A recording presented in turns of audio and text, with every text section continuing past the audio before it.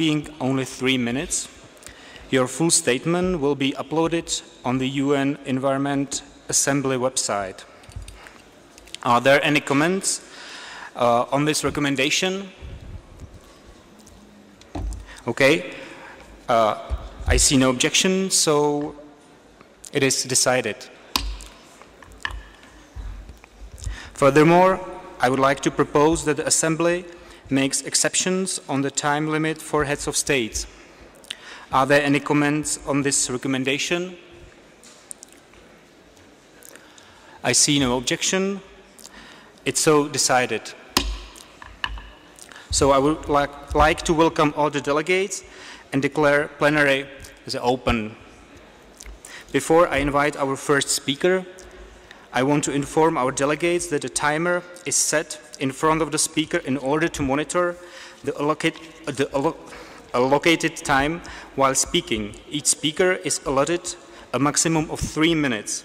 Secondly, a microphone will automatically turn off after the allotted time and a small grace period.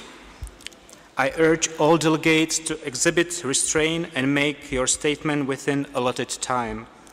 Please be informed that a video and the written text of statements made will be published on the website of the Environment Assembly. On this note, I would like to remind delegations that have not sent their statements to the Secretariat to do so. And now I would like to invite our first speaker, Her Excellency, Minister of Environment for Luxembourg, Carole Diesburg, to deliver her speech.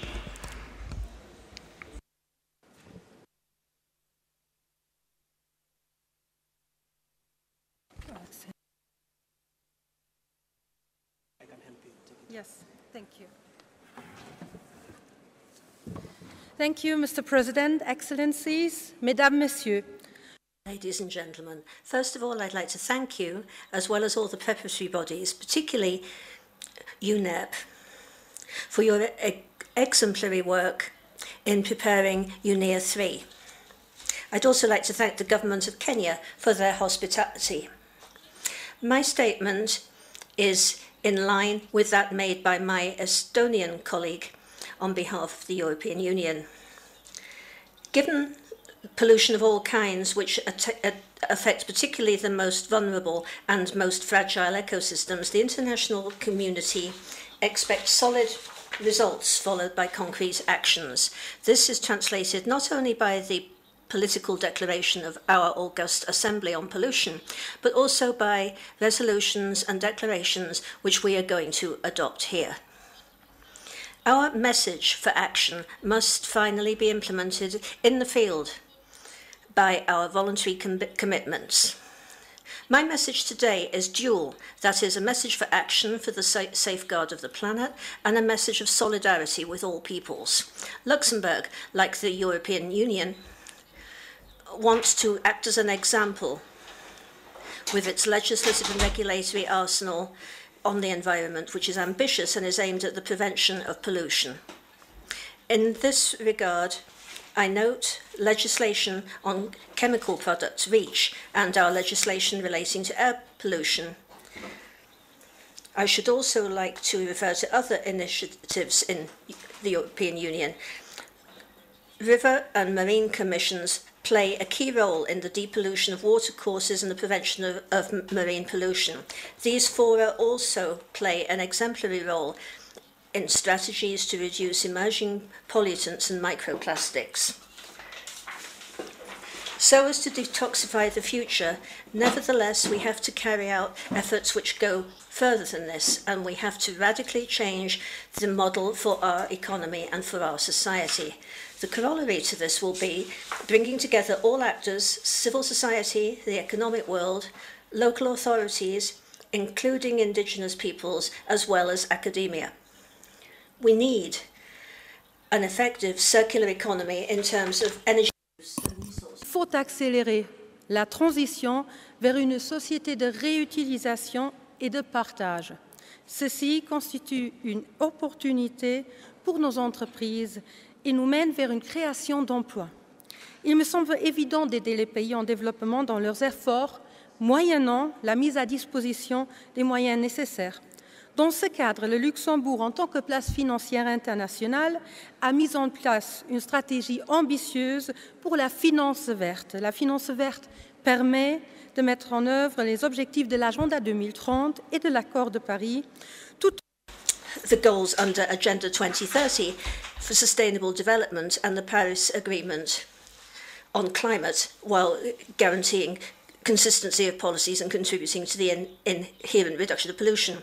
Voluntary commitments have been taken on by Luxembourg. I can give you some examples: the super Drex cash, the super bin, as well as special kinds of bags. Ladies and gentlemen, be aware that Luxembourg will continue to be an ambitious actor. With this spirit in mind, we have just officially joined the Pure Clean Air and Climate Coalition, and Luxembourg is also amongst the 27 partners of the Powering Past Coal Alliance, launched at COP23. Thank you, Madam Minister. Unfortunately, your time allocated to Assembly has expired. Kindly send, please, your written statement to the Secretariat so they may upload it on the UN Assembly website. Thank you very much, and I'm sorry. Thank you for addressing Assembly. And I would like to kindly invite our second speaker, Her Excellency Minister Elsa Galarza Contreras from Peru.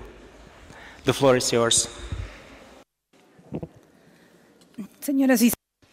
Ladies and gentlemen, Vice President, allow me to transmit the congratulations by our President for the leadership and commitment shown by organising UNEA 3. We note the inclusive and open way which has characterised the process of preparation that you have been leader of as the president of the highest global decision-making body on things environmental, one of the three pillars of sustainable development. We'd like to thank you and congratulate you as well for having achieved a ministerial declaration which sets out the way in which we can beat pollution and which we hope to adopt during this assembly over the next few days. The current context obliges us to prevent and control environmental pollution, which is a global phenomenon and the solution to which involves all of us, so that we can carry out and join our efforts to achieve the same objective, which is the preservation of ecosystems and the sustainable use of natural resources. Peru is present here to ratify its commitment to this global challenge, which should be reflected in the implementation of renewed and transparent public policies in line with Agenda 2030 for Sustainable Development, the Paris Agreement on Climate Change, the Convention on Biological Diversity, and the Minamata Convention on Mercury, amongst other multilateral conventions. In Peru, such implementation includes the nationally determined contributions in activities relating to climate change and mitigation and adaptation in the context of the reconstruction of the El Niño coastal phenomenon, which hit my country at the beginning of this year, as well as multi-sectoral actions to reduce emissions and leaks of mercury in its compounds. We have also carried out reforms to strengthen institutions and to optimize the management of environmental quality through new environmental standards, which will allow us to protect the quality of the environment and on our water resources and the air that we breathe, as well as our soil, where our main natural resources are to be found. We have also worked on clean technologies to bring down pollution levels and to provide sustainable economic investments. With regard to prevention and control of pollution, we have carried out standards for the management of polluted areas from the focus of prevention of contamination of sites. We have also adopted a circular economy in order to provide preventive and efficient management of solid waste through sustainable plans for cities and for marine and coastal areas which generate marine litter. Mr. Vice President, we are also taking up firmly the responsibility to beat pollution, and we will reiterate the need to count on technical and financial international cooperation as a complement that's indispensable to our national efforts. And this should include the private sector, which should not be left outside from this commitment, and citizens through educational programs. From this perspective, we make an appeal to the inclusion of public, private, and regional strategic alliances, and coordination of all of the organs of the system in the United Nations system, including civil society and private companies, within the context of sustainable development, which will provide opportunities for future generations. Thank you very much.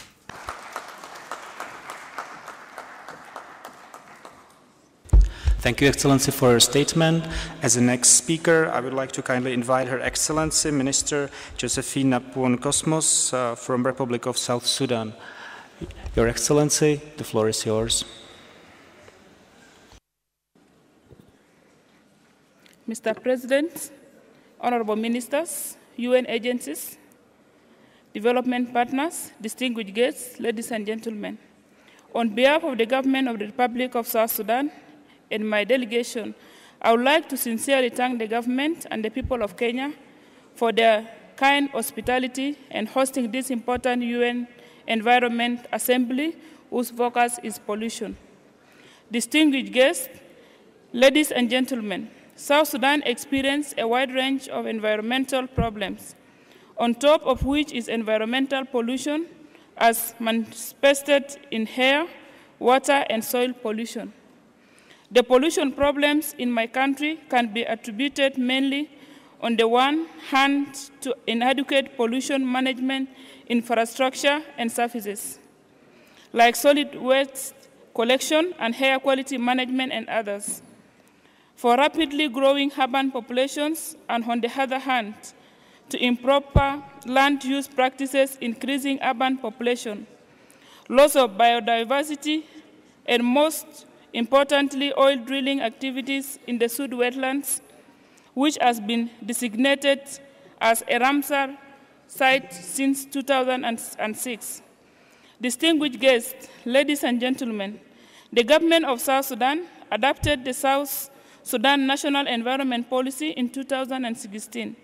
This policy put emphasis on pollution prevention and control, waste minimization, reuse and recycling, with the aim of optimizing resource use and reducing adverse environmental health impacts. This policy also subscribes to the polluter pays principle, which calls upon the party responsible for producing pollution to pay the damages done to the natural environment. The government of South Sudan has banned the use and importation of plastic bags, and the Ministry of Environment and Forestry is also in the process of developing regulations and environmental guidelines for the extractive industry in a bid to ensure sound operations in the oil fields and gas and mining sectors, respectively. Distinguished guests, ladies and gentlemen, lastly but not least, I would like to once again, on behalf of the government of the Republic of South Sudan, to thank the United Nations Environment Program.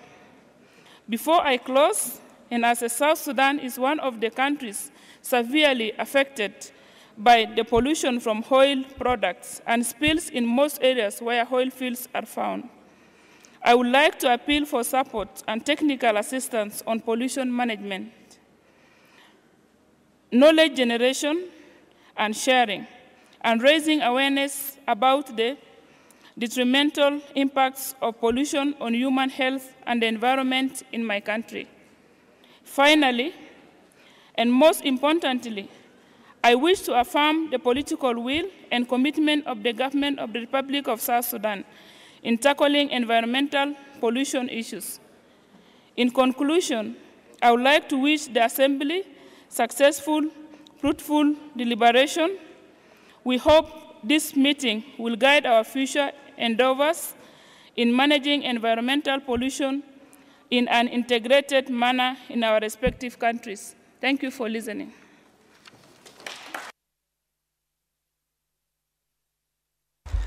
Thank you, Excellency, for your address. And I would like to kindly invite our next speaker, who is His Excellency Mr. Thierry Kamach, the Minister from Central African Republic. So, no, unfortunately, he's not at the moment at the place, so I would like to kindly invite our next speaker, who is His Excellency Minister Somat Folsena from Lao People's Democratic Republic. So, Your Excellency, we kindly invite you to the stage and the floor is yours.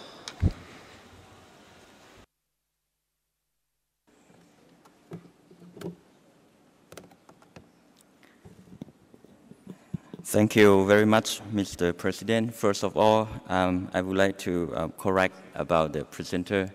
I act on behalf of my minister. So, one more time, Mr. President, esteemed delegates, ladies and gentlemen. First of all, I would like to thank you, UN Environment Assembly, and also the government of Kenya to hold the third UN Environment Assembly on toward pollution-free planet in Kenya. Lao People's Democratic Republic is a country with experienced transition, although the succeeding in numerous aspects of economic performance, we would still unavoidably face challenges for the future development, including international cooperation and trade. Among the most often cited constraints are skill shortage, inadequate and high-cost basic infrastructure services. With the continuous growth in the economic, pollution and waste and other environmental-related issues have been our current challenges for the government. Lao PDR has been ratified on the International Convention related to environmental management and pollution control, such as Basel, Rotterdam, Stockholm Convention. Especially in the last few years, Lao PDR has signed Paris Agreement, which is one of our outstanding activity, and that was on April 2016. Also, we ratified Minamata Convention on Mercury in September 2017, and the Kigali Amendment last week in Canada. Lao PDR developed our National Action Plan on the target interventions to address on priority basis the hard-hitting pollutants and focus national action plan on key pollutant areas, including air pollution, land and soil pollution, and other kinds of pollution, chemicals and waste management to support our theme, pollution-free planet. Also, the country has our long target aim to materialize, which is the slogan of clean, green, and beautiful Laos in the future. In conclusion, I would like to express our firm standing with the environment in order to tackle the issues around. And I would like to wish the meeting for the fruitful outcome. I thank you very much.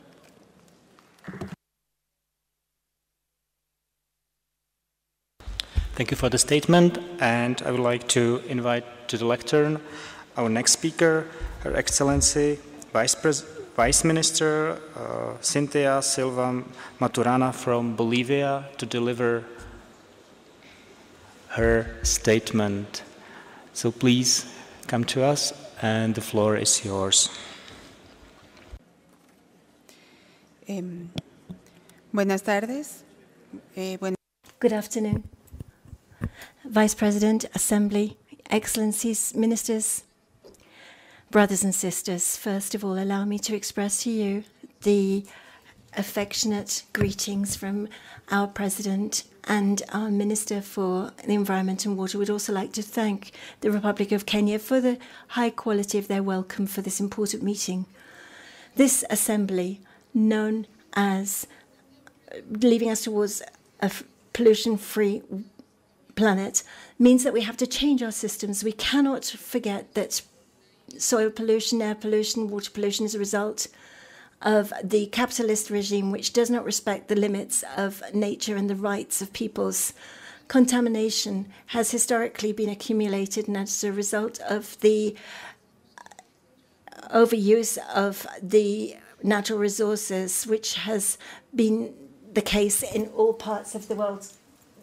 The effects of this pollution are being suffered mostly by the most vulnerable. The pollution places at risk the lives of nations, especially the indigenous peoples and the peasants, which depend in a direct manner on biodiversity and the natural systems, increasing their situation of poverty in which so many populations throughout the world live.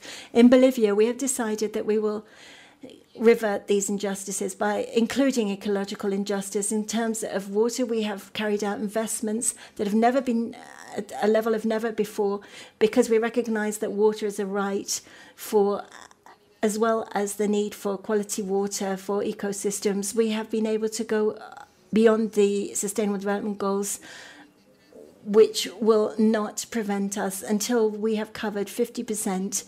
However, the pollution of our water resources by irresponsible use places at risk this and the right to health and a dignified life, particularly amongst the most vulnerable. And that's why we support the fact that this should be the highest priority for this Assembly, the commitments that avoid any pollution of water resources and respect sovereignty, but understanding that this is a resource that we share and which is scarce and which in many cases is not renewable. Brothers and sisters, other efforts that Bolivia is carrying out to reduce pollution and its impact on our peoples refers to energy. For example, we have initiated a transformation of our energy matrix to renewable energy. Amongst others, we have implemented more innovative solutions, such as the urban transport, which is low in emissions, and this is the most important one in the whole of the world. We're also developing a air quality program to bring down the level of pollution, trying to reverse the trends that there are at the moment, which place in danger human health. Among the conventions that we are party to, ozone, for example, we are working in an innovative manner to carry out our commitments, as well as generating work for many technical agents who are starting up small and medium-sized enterprises to control gases, for example, in domestic equipment. These are only a few examples to show that Bolivia is working seriously towards a pollution-free planet under its own national commitments. However, we have some serious commitments with regard to transfer of technologies, because working for a pollution-free planet is our obligation collectively to be able to work with Mother Earth as we should. We send you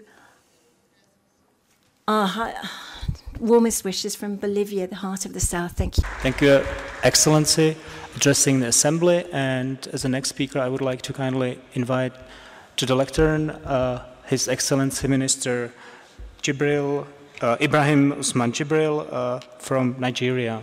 Excellency, the floor is yours.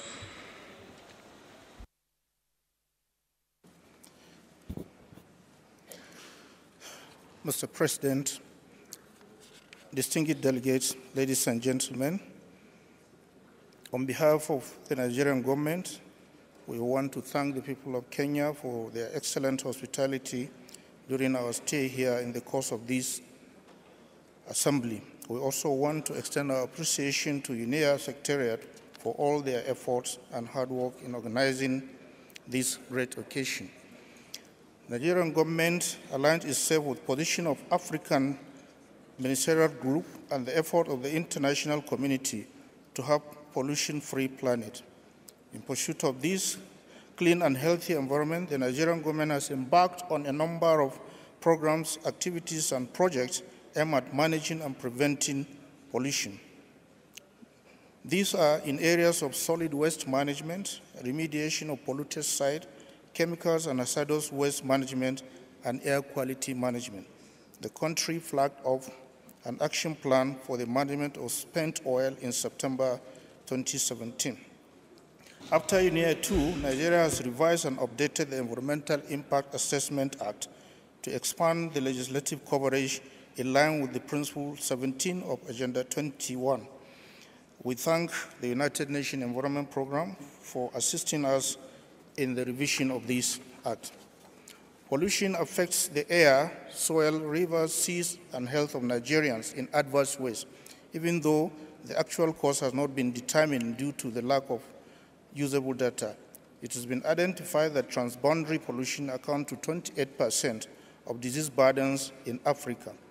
Nigeria, therefore, uses regulatory framework and policies approach to address potential environmental and social impact that may be generated during development projects. Furthermore, Nigeria has since implemented the National Oil Spill Contingency Plan in accordance with the International Convention on Oil Pollution Preparedness, Response and Cooperation, OPRC 90, for checking oil spill through containment, recovery, remediation, and restoration. In an effort towards movement to low sulfur fuels, Nigeria organized a sub-regional workshop on low sulfur fuels in ECOWAS member countries. Nigeria has also established regulatory framework and institutions to ensure safety measures in the application of modern technology in the country with a view to preventing an adverse effect on the environment and human health. This is beside the establishment of National Environmental Standard Regulation Enforcement Agency, NESRA, a regulatory and enforcement arm of government saddled with the responsibility of enforcing environmental laws. The National Biosafety Management Agency was recently established to safeguard human health, biodiversity, and the environment from any potential adverse effect of genetically modified organisms. Similarly, the National Park Service ensures that human-made pollution does not injure various species of fauna, trees, and other plants, and neither acidify streams and lakes, leach nutrients from soils, and erode buildings and monuments.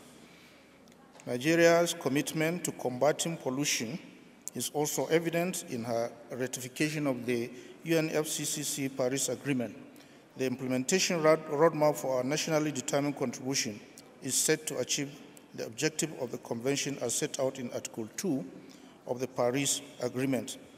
To ensure the timely implementation of its nationally determined contribution, a robust national sectoral action plan has been developed.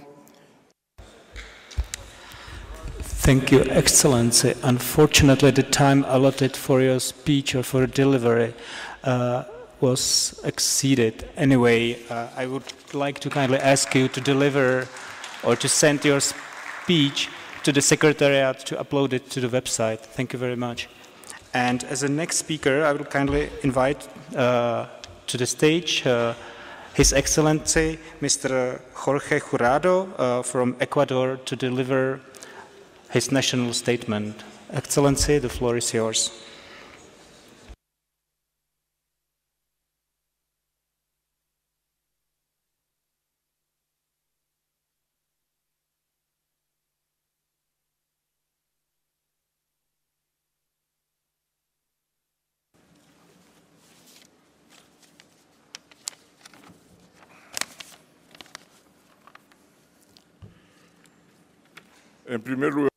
First of all, I would like to apologize to the interpreters because I have changed my speech somewhat. Mr. President, ministers, authorities and delegates, the government of Ecuador presents its fraternal respects to the member states of this assembly.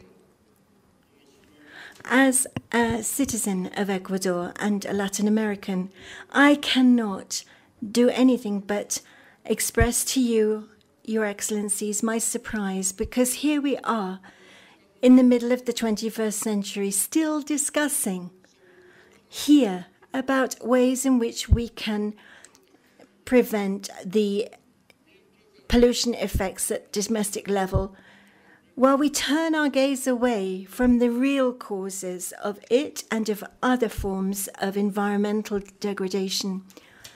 Ecuador, despite being a small state, has developed concepts which should be an example to be followed by the international community by having established within its constitution rights belonging to nature. And we are the only country that has respected this and consigned the rights belonging to nature within its constitution. And we have also recognized the right to water as a fundamental human right and as a strategic sector, placing environment in this way above the productive activities, the market economy, and unsustainable consumption. Ecuador is one of the 17 most megadiverse countries of the world, with more than 20% of its territory declared as a protected area, which has allowed it to preserve ecosystems, such delicate ecosystems as the Galapagos Islands and the Yasuni National Park, which is the most sensitive and rich in biodiversity of the planet. The reason that we are here in Kenya is to beat pollution, which doesn't recognize frontiers and which affects all of us without distinction, although not to the same level, because these asymmetries are directly related to the level of development and the GDP of every country. Pollution is the result of exploitation focused on the actual forms of production and unlimited economic growth, both of which are concepts which are part of the paradigm of neoliberal capitalism. The environmental damage caused by pollution affect disproportionately the poorest countries throughout the world. These models of development are highly accumulative and promote uncontrolled consumption and unsustainable production.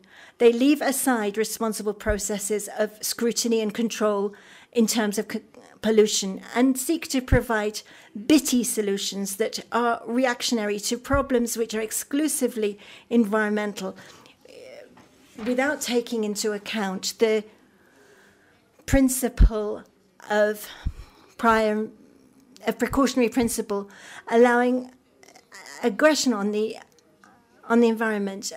More than 100,000 chemicals are being used industrially, when there have been 50 million of these substances used. Excellency, sorry for interrupting. Anyway, your time allocated by the Assembly expired.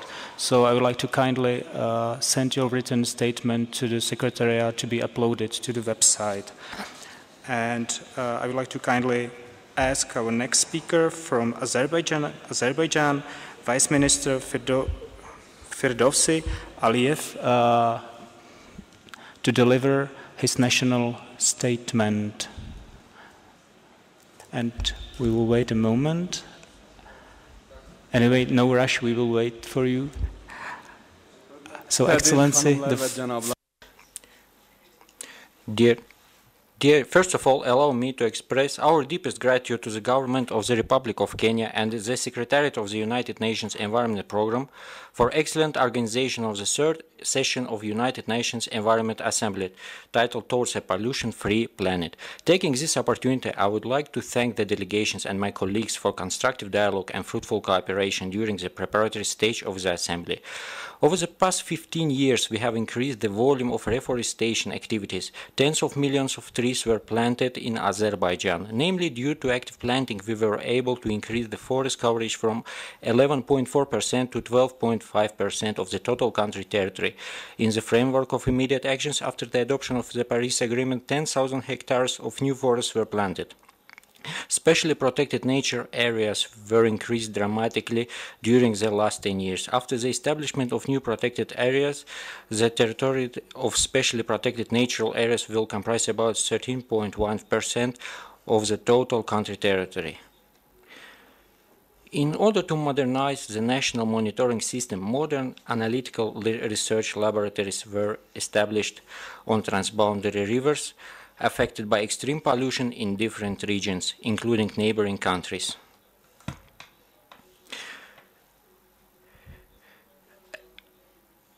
As a result of modernization in the field of hydrometeorology, existing hydrometeorological stations in the country are 100% automated.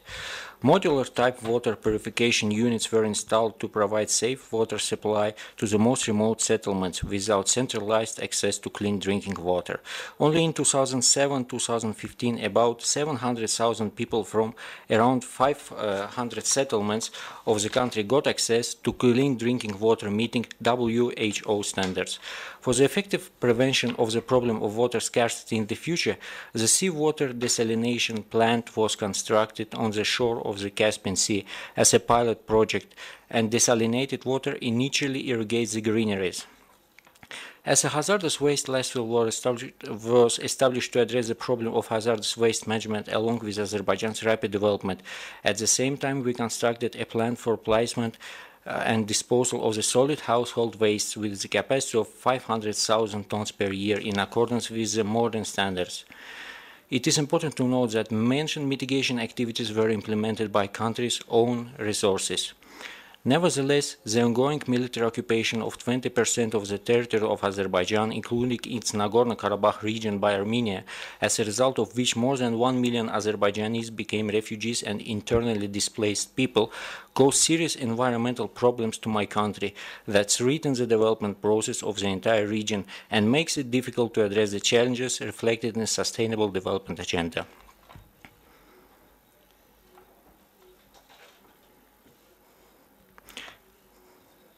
Distinguished delegates, at the end of my speech, I am pleased to inform that Azerbaijan attaches great importance to cooperation with the UN Environment Programme on many environmental issues of global importance, and we are grateful to UNEP for its support for the Framework Convention for the Protection of the Marine Environment of the Caspian Sea. Let me once again express my deep gratitude to the organizers for this important event. I am quite confident that such meeting and sharing of experience will have a positive impact on addressing many issues of crucial importance to all of us. Thank you for your attention.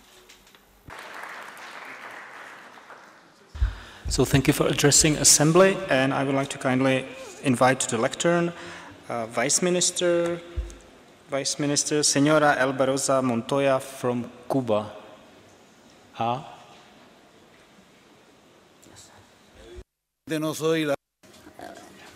Minister, I'm not Madam Minister,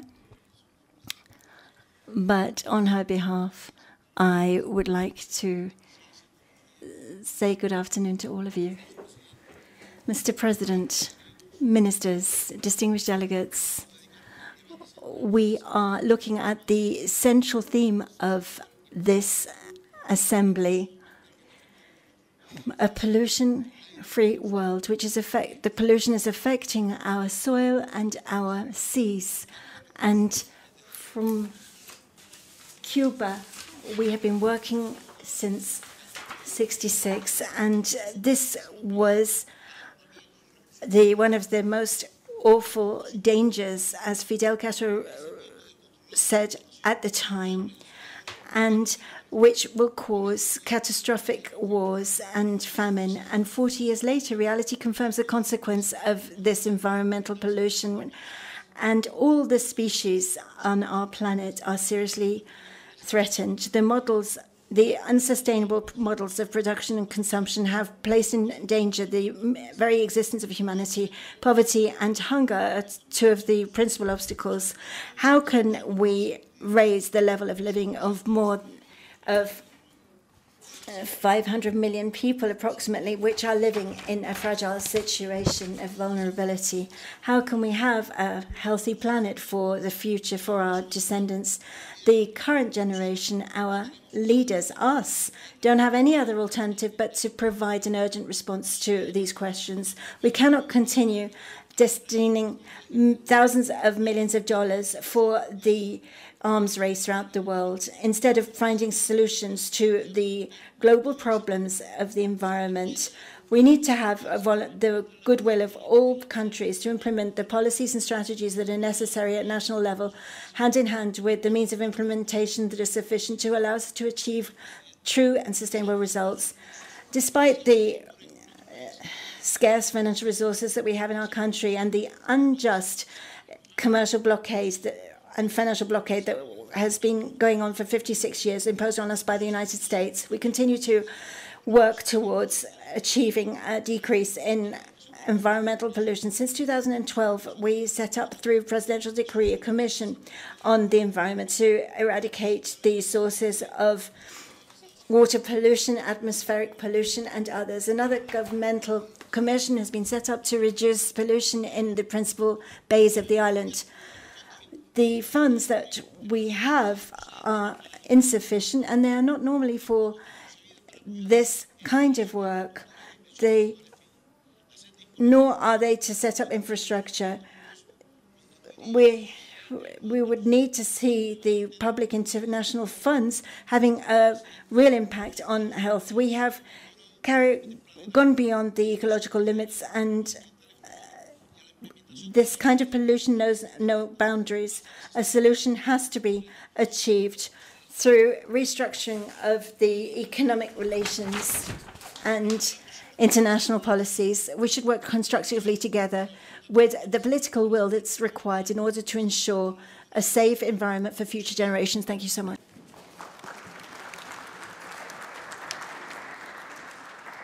Thank you, Minister. As the next, I would like to invite His Excellency Vice Minister, Engineer Jesus Castillo Golding from Venezuela to deliver his national statement. The floor is yours. Muchas gracias, señor. Thank you very much, Mr. President. UNEA 3, ministers, Executive Director of UNEP, distinguished delegates, ladies and gentlemen. First of all, we would like to convey the best wishes for the success of this assembly from the representative President of Venezuela, and our thanks to the government of the Republic of Kenya and to the people of Nairobi for their warm hospitality as they received us.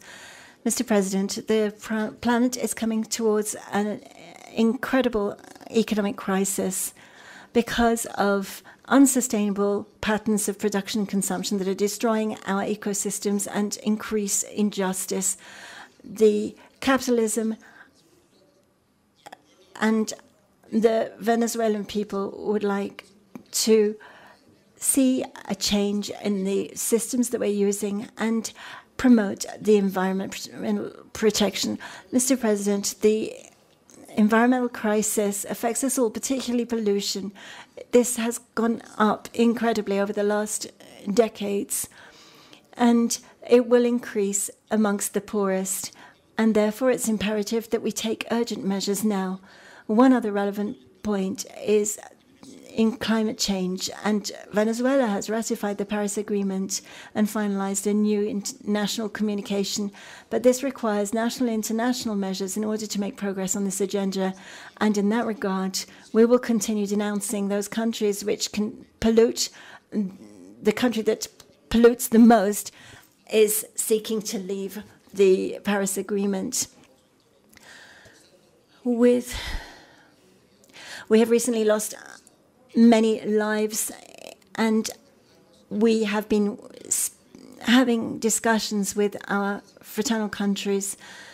UNEA 3 is looking at the impact of terrorists and armed conflict in affected areas, and this is appropriate for ministers to note that we reject terrorism in all of its forms, including terrorism that some states are imposing on other states. Our country is a subject of permanent aggression by the leading power, and we would like to denounce the implementation of unilateral economic sanctions, and we are against this,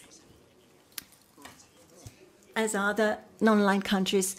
We note the slogan of this meeting, and the interpreter does not have this speech. Mercury in the air, just to mention just a few. Mr. President, it's time for us to begin to take up our occupation of the planet, which is our home, and we must reaffirm the concepts of Rio and to contribute to the sustainable development that we all require.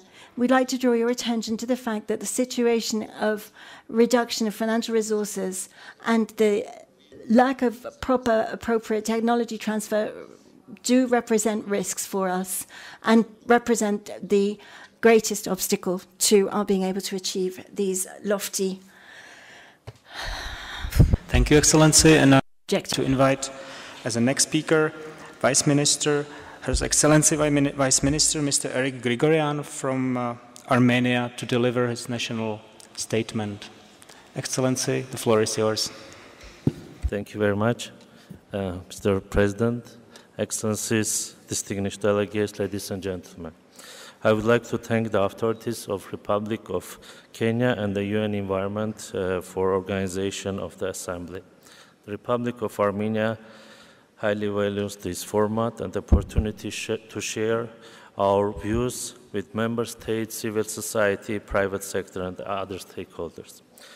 The government of the Republic of Armenia emphasizes the importance of the integration of economic and environment policies, and we believe that best economic decisions are definitely made once the environmental components are taken into consideration. Moreover, the environmental activities are more efficient when they are harmonized with social and economic factors. We believe that environment activities are not extra costs anymore, but economically efficient and socially fair long-term investment to our present and to our future. The environmental issues are correlated with the quality of human life, economic and social situation. It is important to admit that poverty is one of the main environmental problems, and poverty reduction can have a significant impact while solving environmental problems. In this context, we would like to call international society to take significant steps to support capacity building of the national environment and economic decision-making institutions and governmental bodies. Armenian government has set ambitious targets for environmental sectors. Particularly, we are trying to double by 2050 the current forest cover of the country. To achieve this goal, we are trying to combine several financial and partnership instruments, including green private investments, debt for nature swap, and REDD+. Ladies and gentlemen, one of the successful examples of our implementation path is the world's first national SDG Innovation Lab that was opened recently in Armenia. The lab is a result of close cooperation between the government of the Republic of Armenia and the United Nations. The lab will identify implementation and funding gaps, introduce prototype solutions and new models of funding, measure the impact, and raise country profile and public awareness. One of the first steps taken by SDG Innovation Lab was consultation related to preventing plastic bags and initiation of national media outreach. Mr. President, for the delegation of Azerbaijan, I would like to recall that the Republic of Artsakh, Nagorno-Karabakh Republic, has gained its independence within the same legal framework as Azerbaijan did. Therefore, if Azerbaijan is sincerely concerned about the environmental issues and would like to find solutions to problems, they should engage in genuine talk with the government of Artsakh Republic. Instead of abusing each and every forum with false accusations, distortion of facts and history, and anti-Armenian propaganda. Thank you very much for attention.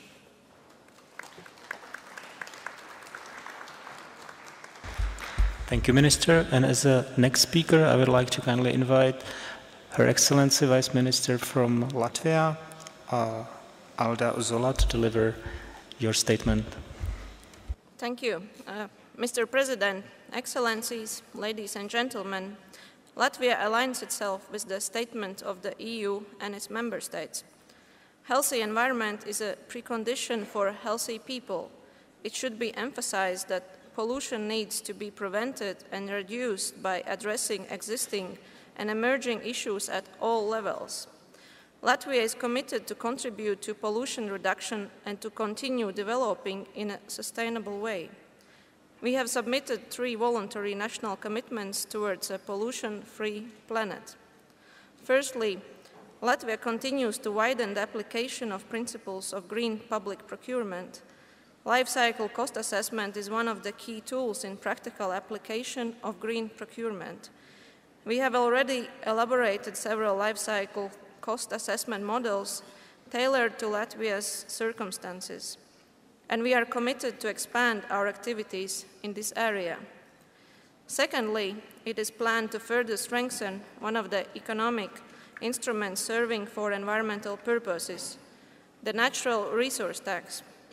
We are reviewing both the tax rates and tax base in order to target the polluting activities and enhance resource efficiency. Minimization of waste at the source, reuse and recycling should play key roles in waste management strategies, where waste should be recognized as a resource.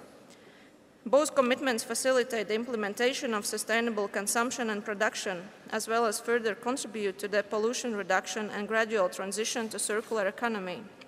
Expected co-benefits include reduced pressure on environment, a more efficient use of resources, and changing entrepreneur and consumer behavior. Latvia's third commitment is related to the reduction of air pollution via enhanced air quality monitoring system, promotion of green technologies, and citizen involvement by providing a user-friendly electronic tool that enables citizens to report on observed polluting activities. Before closing my intervention, I would like to emphasize that early and effective involvement of all sectors and stakeholders facilitates the promotion of ownership, accountability, and inclusiveness. In addition, I would like to outline that we support the adoption of a ministerial outcome document at UNEA 3, as it will send a powerful message to the world.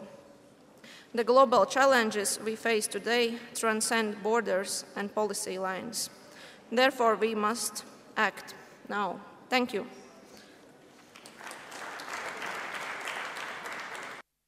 Thank you, Excellency. And as the next speaker, I would like to kindly invite our speaker from Republic of Korea, Dr. An Byung-ok. Excellency, the floor is yours.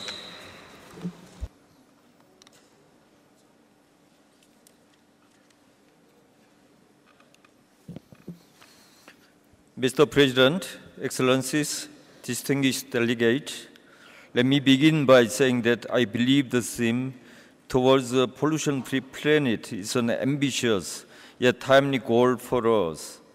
It gives us the optimism we urgently need to tackle the sheer magnitude of pollution facing us.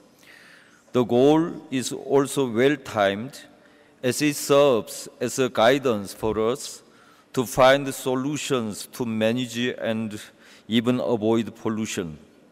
Combating pollution is a must if we want to protect human lives, the environment, and the very base of our progress, especially to protect women, children, and the vulnerable, who are often unequally affected by the dangers of pollution. Government should put in place effective environmental policies to protect their environmental rights. It is also imperative to expand the base of environmental welfare for the marginalized to ensure that our environmental justice is served. Excellencies, the government of the Republic of Korea has been engaged in many pollution reduction activities to take a step closer to the pollution-free planet. Air pollution, particularly fine dust issue, is of the greatest concern in the Republic of Korea. We are continuously working to significantly reduce the level of fine dust from power plants, businesses, diesel cars, and the other sources to achieve 30% reduction. To meet this target, the Korean government is taking measures to reduce coal-fired power plants and increase renewable energy. Under this goal, business facilities are subject to the total dust load management scheme, and diesel cars are being rapidly replaced by eco-friendly vehicles. Sound management of chemicals is also an essential prerequisite for a pollution-free planet.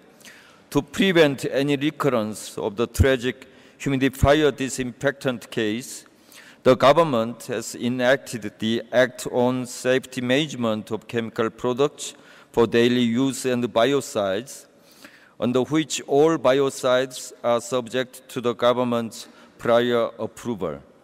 Moreover, to promote circular economy, the Republic of Korea has enacted the Framework Act on Resource Circulation. Under the Act, recyclable waste can be freely traded in the market as commodities. To compensate the higher cost of recycling, the government has introduced the waste disposal fee and set up an information center in support of the trade in recyclable resources. The new administration in the Republic of Korea is focusing on building a streamlined governance for water. Floods, droughts, and water quantity and quality, previously managed by different government ministries, will be integrated into one single governance in a sustainable manner. The new water governance will allow us to respond to water pollution more efficiently. Thank you, Mr. Vice Minister. Unfortunately, your allocated time has expired, so please convey your written statement to the Secretariat and we will upload it to the website. And as our next speaker, I would like to invite the head of delegation of Philippines, Mr. Francis Maynard Maleons, to deliver his national statement. Environment Ministers, Excellencies, ladies and gentlemen, good afternoon. We wish to share the actions and commitments that the Philippine government, through the Department of Environment and Natural Resources, is undertaking in accordance with UNEA 3 theme towards a pollution-free planet. Our top priorities under President Rodrigo Duterte's administration are clean air, clean water, solid waste management, and the National Greening Program. To reduce air pollution, most of which is caused by motor vehicles, we have imposed the use of cleaner fuels and stricter vehicle emission standards. In January 2018, only new vehicles that meet Euro 4 emission standards will be allowed to register with our Land Transportation Office. We have strengthened the monitoring of private emission testing centers and stationary sources of pollution. We are maintaining 39 real-time air quality monitoring stations, and in 2018, we will install 28 additional stations in urban centers outside Metro Manila. To reduce water pollution, we have signed more than 700 memoranda of agreement with the private sector for the periodic cleanup of estuaries. In 2018, we will target the adoption of 64 additional estuaries and intensify the cleanup of the historic Manila Bay, known for its beautiful sunset and its adjoining rivers. Aside from our regular ambient water quality, monitoring of water bodies, we have launched a recreational waters monitoring program. This disclosure program involves more frequent monitoring of bathing beaches, such as those in the famous Boracay Island. We have designated 31 water quality management areas with our governing boards in order to protect the water bodies and their tributaries and to address water quality problems in the area. On solid waste management, to reduce the 40,000 tons of garbage per day generated nationwide, we are implementing the Ecological Solid Waste Management Act together with the local governments. This calls for waste segregation, the closure of open dumps, setting up of water recovery facilities, and construction of sanitary landfills. We provide technical assistance to local governments in the preparation of their 10-year solid waste management plans. We also support new technologies that will minimize pollution, such as waste-to-energy systems and wastewater treatment facilities. It has contributed to the protection, rehabilitation, and management of the 8 million hectares out of 15 million hectares of total forest area of the country. In partnership with people's organizations, civil society organizations, the private sector, and other stakeholders, this program has generated more than 1 million jobs. We are expanding this program to cover the remaining denuded areas and provide sustainable livelihoods to upland communities.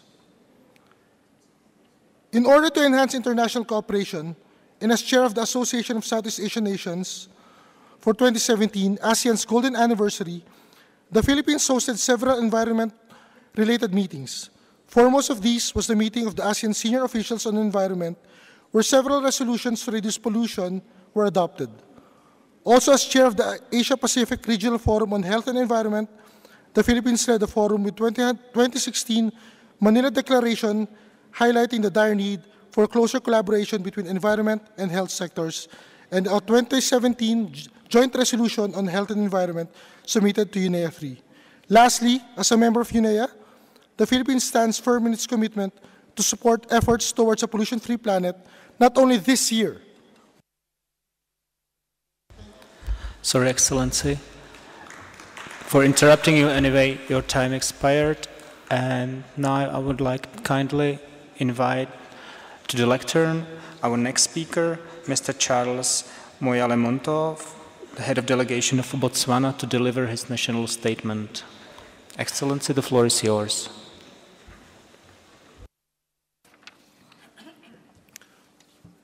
Mr. President, ministers present, distinguished ladies and gentlemen, let me, on behalf of Botswana delegation, extend our heartfelt thanks to the government of Kenya and also for UNEP for the successful hosting of this very important event. Colleagues, Botswana takes issues of environment pollution very seriously. We consider its successful management to be important to issues of health, climate change, community livelihoods, and ecosystem integrity, and of course, the economic beneficiation. As Botswana, we believe that a number of measures are necessary for the world to look forward towards a pollution-free planet. There is therefore the need for the effective planning, sound policies, and legislative measures to ensure stronger regulatory institutions, private sector investments, technological developments and transfers, research and sharing of knowledge across nations. Notably, effective planning, which is cross-cutting and links well with other nations' priorities and international obligations, is a key aspect towards realization of a pollution-free planet. Mr. President, Botswana continues to invest in the area of environmental management with special attention to pollution prevention and mitigation. The country is moving towards integrated pollution prevention and control, taking cognizance of the best environmental practices and focusing on alleviation of the impact of pollution on health, environment, and poverty. Various action plans are in place to support these new approaches, which calls for active participation of all players and commitment to the global initiatives towards a pollution-free planet. Mr. President, as Botswana, we continue to experience challenges relating to issues of environmental pollution, such as e-waste and hazardous chemical waste. To this end, Mr. President, education and awareness outreach initiatives and knowledge sharing are key to driving efforts and actions for achieving the global goal of a pollution-free planet. These are supported by waste valorizations, which will go a long way in achieving our vision. Lastly, Mr. President, Botswana supports all efforts that will lead towards a pollution-free planet and further take this moment to kindly request all member states to work together in this regard for the benefit of our health, ecosystems, livelihoods, and future generations. Thank you, Mr. President. Thank you, Excellency. And as our next speaker, I would kindly invite His Excellency, the Head of Delegation of Serbia, Mr. Dragan Županjevac, to deliver his national statement. Excellency, the floor is yours. Thank you, Mr. Vice President, honorable ministers and vice ministers, dear distinguished excellencies and colleagues. Our planet Earth is in an increasingly deteriorating state, and the demographic explosion threatens the depletion of natural resources. The future of man's natural habitat is the most urgent question facing contemporary civilization.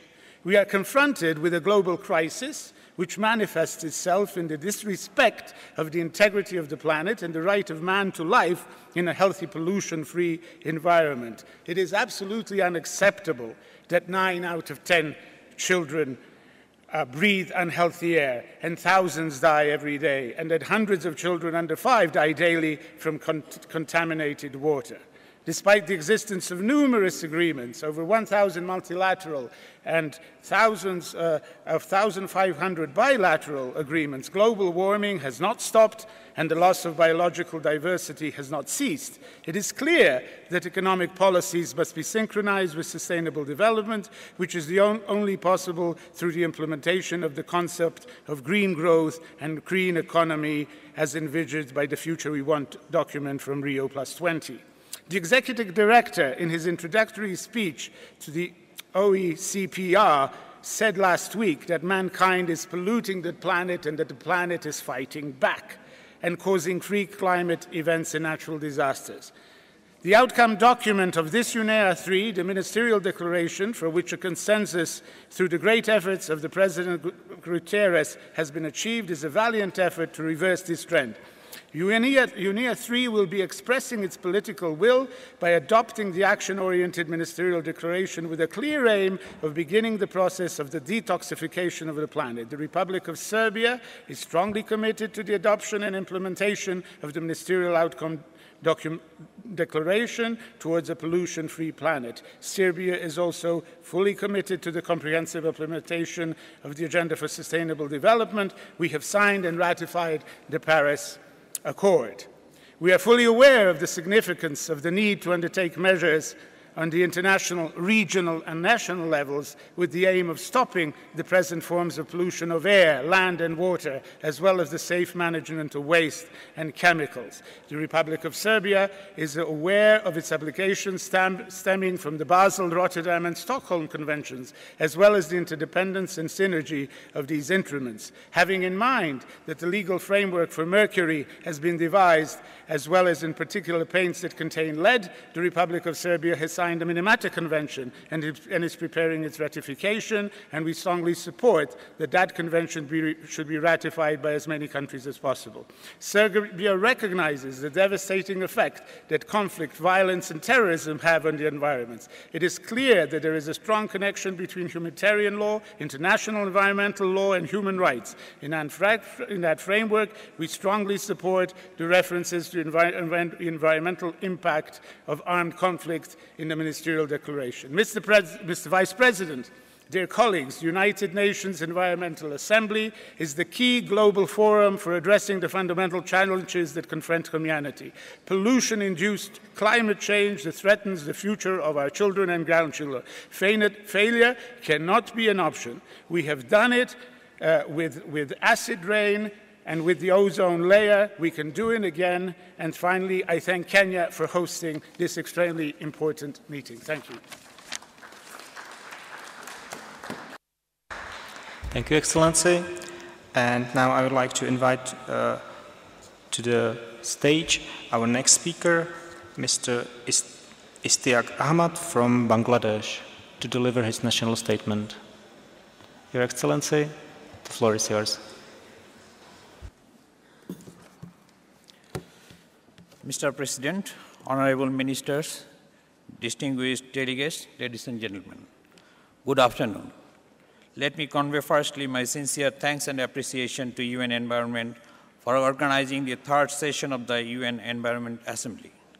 I register also our gratitude to the host government for extending warm hospitality. Mr. President, environmental pollution is one of the major challenges of the world today.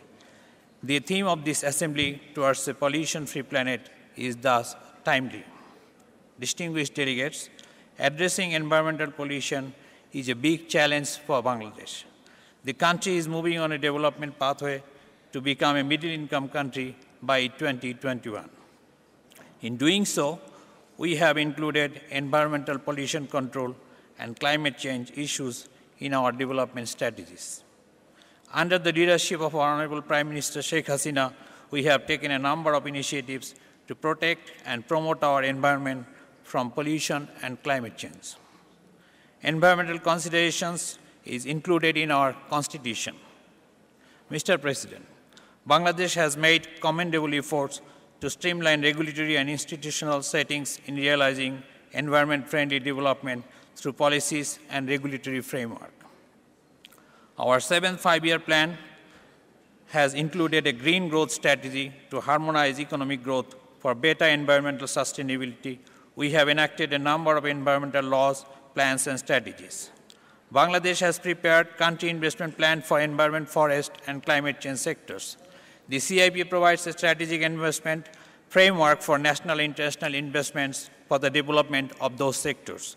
We have undertaken rigorous monitoring and enforcement activities to curb environmental pollution. We are also emphasizing on conservation of biological diversity. Ladies and gentlemen, we are monitoring air quality and taking necessary measures to control air pollution. We have introduced polluters pay principles to encourage entrepreneurs for their pioneering role for environmental conservation and natural resource protection. We have introduced National Environmental Award. Bangladesh is also working closely with international and regional initiatives like Climate and Clean Air Coalition to reduce short-lived climate pollutants. We have already taken few initiatives under CCSC to reduce SLCPs. Mr. President, a pollution-free planet requires combined effort of every person, every country, and every institution. To facilitate our combined effort, cooperation among countries is pivotal as pollution knows no boundaries. Countries, those who are in a position to contribute and provide support more, should take the lead. Clean and safe technology is important for curbing pollution and making a safer world. More focused investment in research and development on cleaner and safer technology is crucial. Moreover, transfer of clean and green technology is very important for least developed and most vulnerable countries towards achieving a pollution-free planet. We also emphasize on waste management and control of transboundary waste movement and forest management for enhancing our efforts to reduce pollution. Lastly, I sincerely appreciate your leadership in this event. I hope this assembly will guide us towards a pollution-free planet. Thank you for your kind attention. Thank you. Thank you for delivering assembly. And as the next speaker, I would like to kindly invite to the stage Mr. Fernando Coimbra from Brazil to deliver his national statement. Excellency, the floor is yours. Thank you. Good afternoon. Mr. President, honorable ministers, ladies and gentlemen, this conference has highlighted that tackling pollution in all its forms lies at the heart of Agenda 2030 and is key in our struggle to eradicate poverty. Pollution affects all our nations and all segments of society, but it is clear that socially and economically disadvantaged groups, especially in urban centers, are particularly vulnerable to chemical contamination and atmospheric pollution. Universal access to clean water and to the collection and treatment of residues and effluents remains a challenge in many regions of the world. These issues require our full attention both at national and international levels. As we gathered at UNEA, we remain convinced that the international community should find ways and means to intensify cooperation so as to address the many complex and interrelated challenges posed by pollution, both in terms of its causes and effects. Our nations have recognized at Rio+20 that promoting sustainable patterns of consumption and production is an overarching objective and essential requirement for sustainable development. SCP programs warrant our support as powerful tools to prevent pollution by generating less waste, disassociating economic growth from environmental degradation, and encouraging greater awareness and lifestyle changes. We must tread the paths to more environmentally friendly and carbon-neutral socioeconomic development. Brazil has been doing his homework. The Ministry of Environment and the Ministry of Health are working together to develop and implement health-related environmental policies that contribute to the implementation of the Basel, Rotterdam, Stockholm, and Minamata Conventions. MEAs are fundamental to the success of our endeavors. Allow me, Mr. President, to reaffirm my country's steadfast commitment to the implementation of the Paris Agreement and of the ambitious goals it has set in the struggle against climate change, with direct impact on the issues addressed at UNEA. Brazil is improving its pesticide regulatory standards and developing a regulatory framework that will set in place by 2020 comprehensive evaluation procedures and instruments for risk management of chemical substances. Last week, for health and environmental reasons, the Brazilian Supreme Court ruled on the banning of white asbestos and of products that contain this substance. Although air pollution remains one of our key concerns, it has been decreasing in the last 30 years as a result of the establishment of maximum ceilings of emissions for fixed and mobile sources and of a process of industrial deconcentration. This is a complex process as the management of air quality in my country follows a federative logic with responsibilities shared between federal, state, and local governments. As for the adequate management of solid waste, Brazil has opted to regulate reverse logistics through sectoral agreements that reinforce the required dialogue among all concerned actors. The Brazilian Ministry of Environment has signed 3 of such sectoral agreements on plastic packaging of lubricating oil, mercury lamps, and packaging in general. This policy also innovates by involving waste collectors, both in reverse logistics and selective collection. Marine pollution is another issue that requires our attention at all levels, both nationally and internationally. We welcome the consideration it is receiving here in Nairobi. Last June, at the UN Conference on Oceans, Brazil committed voluntarily to set in place a national program to monitor, manage, and preserve the Brazilian coastline in response to potentially damaging anthropogenic activities. It has also joined UNEP's Clean Sea campaign last September. We intend next year to set in place a national program to combat marine debris, which will include strategies to reduce land-based waste generation. The scale and ambition of the task ahead of us.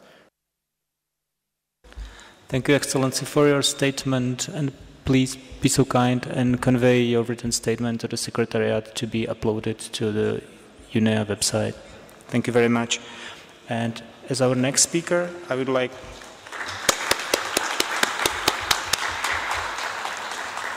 to kindly invite Her Excellency Sastro Miharjo from Indonesia, and I'm sorry for misspelling your name.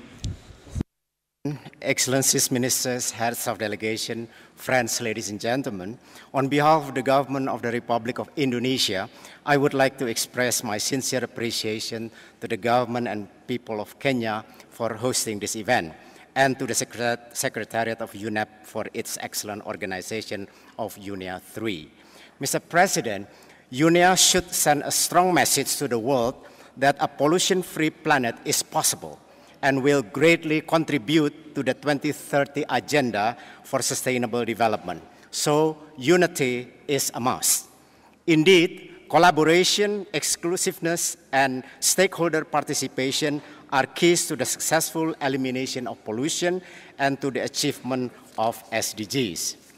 Related to the SDGs, SDG 6, Indonesia has improved our water quality we have our industrial water efficiency around 492 million metric tons, reduced pollution discharge to 535 million metric tons, and 62% improvement on sanitation access in 2016.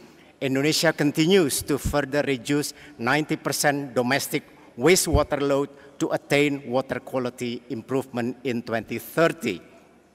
Since 2015, in ensuring the health of the ocean related to SDGs 14, Indonesia has been regarded as one, if not the only, world champion in combating IUU fishing practices. On coral reefs management, Indonesia consistently continues its effort to protect and conserve coral reefs, among others by notably involving local communities, private sectors, and the young generation to replant the coral reefs. Let us put our spirits together to actualize our GPA through IGR4 and GLOC 3, as well as through the 4th OCC, which will take place in Indonesia next year. Indonesia continues to take lead in reducing marine litter, nutrient pollution mitigation, and chemicals. We also implement sustainable solid waste management by adopting circular economy. Indonesia has set up a baseline status to commit to reducing 70% of marine litter by 2025, reducing 30% and handling 70% of domestic solid waste, and have also ratified the Minamata Convention. Mr. President, Indonesia is improving air quality by revising the national ambient standard. Since April 2017, Indonesia has been implementing vehicles emission standard equal to Euro 4. It will reduce 60% of sulfur in urban areas by 2050. On haze pollution, we have succeeded in reducing haze, which affects neighboring countries, down to 0 day in 2017 as compared to 24 days in 2015. This achievement has been acknowledged by Prime Minister Najib Razak in Kuching, Malaysia on November 22 this year. Furthermore, Indonesia has successfully managed its peatlands by restoring 680,000 hectares of peatlands from our target of 2 million hectares by 2020. Thus, it will contribute to the accomplishment of our NDC to reduce 20% of carbon emission in 2030 by our own efforts. Mr. President, while maintaining a common but differentiated responsibility principle towards a pollution-free planet, a strengthened international cooperation and global partnership in reducing and eliminating global pollution is indeed required. In this regard, Indonesia stands ready to assist other developing countries through South-South and triangular cooperation in agriculture, forestry, and coastal area management. To conclude, I would like to remind us all that our action today will be judged by our future generation. So let us unite to make our planet pollution-free. I thank you, Mr. President. Thank you, Excellency. And prior giving floor to our next speaker, I would like to kindly ask you, Excellencies and distinguished guests, not to push the button on your speaking device. And in case it happens, please push it again to turn it off. Thank you very much. And as the next speaker, it's already here, and it is Mr. Andrew McNee from Australia, and I would like to kindly ask you to deliver your national statement.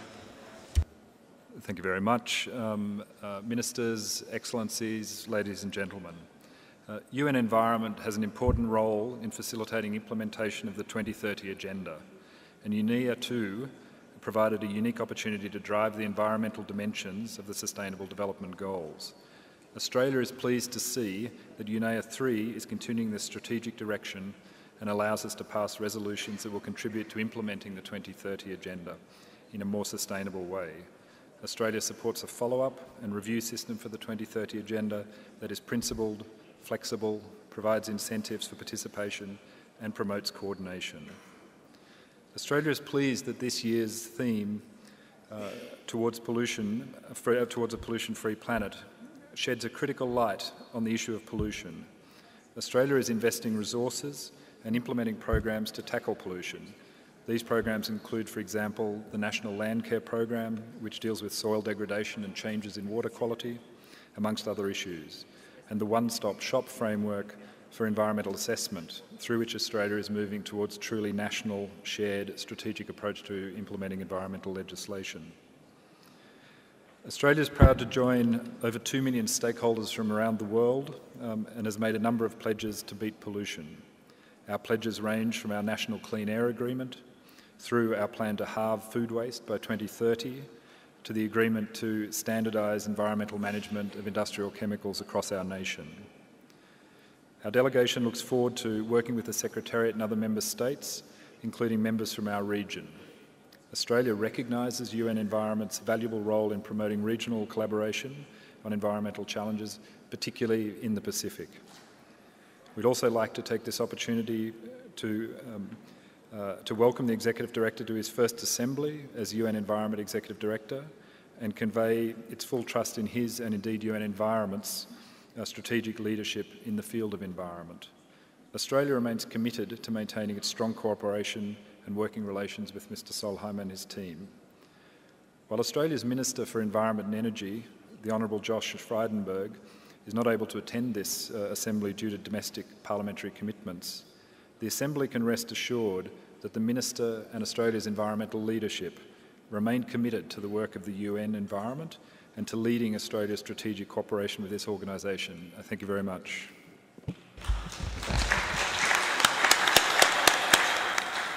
Thank you. And as the next speaker, I will kindly invite His Excellency Mr. Raza Bashir Tarar, the High Commissioner of Pakistan. Excellency, the floor is yours. Mr. President, Pakistan has been actively engaged in contributing to the development of protocols and treaties for achieving better international and regional environmental governance. I would like to express the customary appreciation for Executive Director UNEP and, of course, the President of the Environment Assembly. Pakistan has first-hand experience of adverse effects of climate change with, of course, very disastrous effects. The latest case in point being the impact of smog, which has engulfed South Asia, and with extremely adverse economic as well as health repercussions. The Ministry of Climate Change is mindful of the adverse effects the country is facing. It has taken a number of steps. This includes preparation of National Climate Change Policy, National Climate Change Act, as well as a National Sustainable Development Strategy, development of technology action plans for adaptation and mitigation, and a national action plan for sustainable consumption and production. We welcome the draft political declaration and, of course, have supported the theme of the 2017 Environment Assembly towards a pollution-free planet. And it would be remiss not to acknowledge the negotiation strategy very successfully adopted by President UNEA.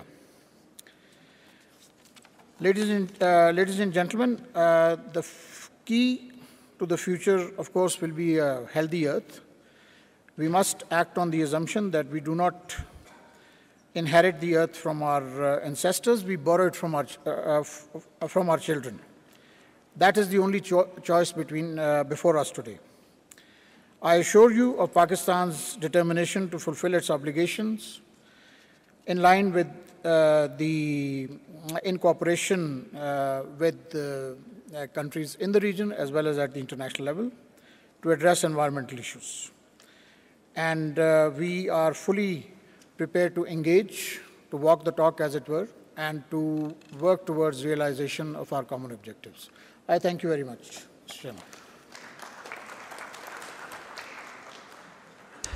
Thank you, Excellency. And I would like to kindly invite our next speaker, Mr. Abdul Munen Anan from Syrian Arab Republic. Excellency, the floor is yours. Thank you, Mr. President. Sayyid al-Rais, Sayyid al-Wuzara. Mr. President, ladies and gentlemen, distinguished ministers, I would like first of all to thank the Executive Director for the general report he presented this morning, and also for the good organization of this international conference, which is an important milestone in international efforts to face environmental challenges, including, first and foremost, climate change and pollution, the topic of our meeting.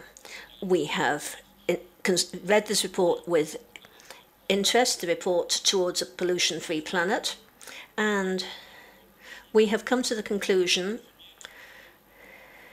to some conclusions, including working towards a pollution-free planet calls for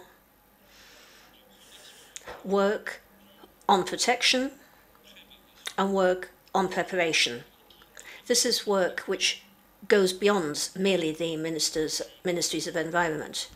In 2011, an environmental disaster started in Syria with the Syrian crisis, which had an impact on health and environment.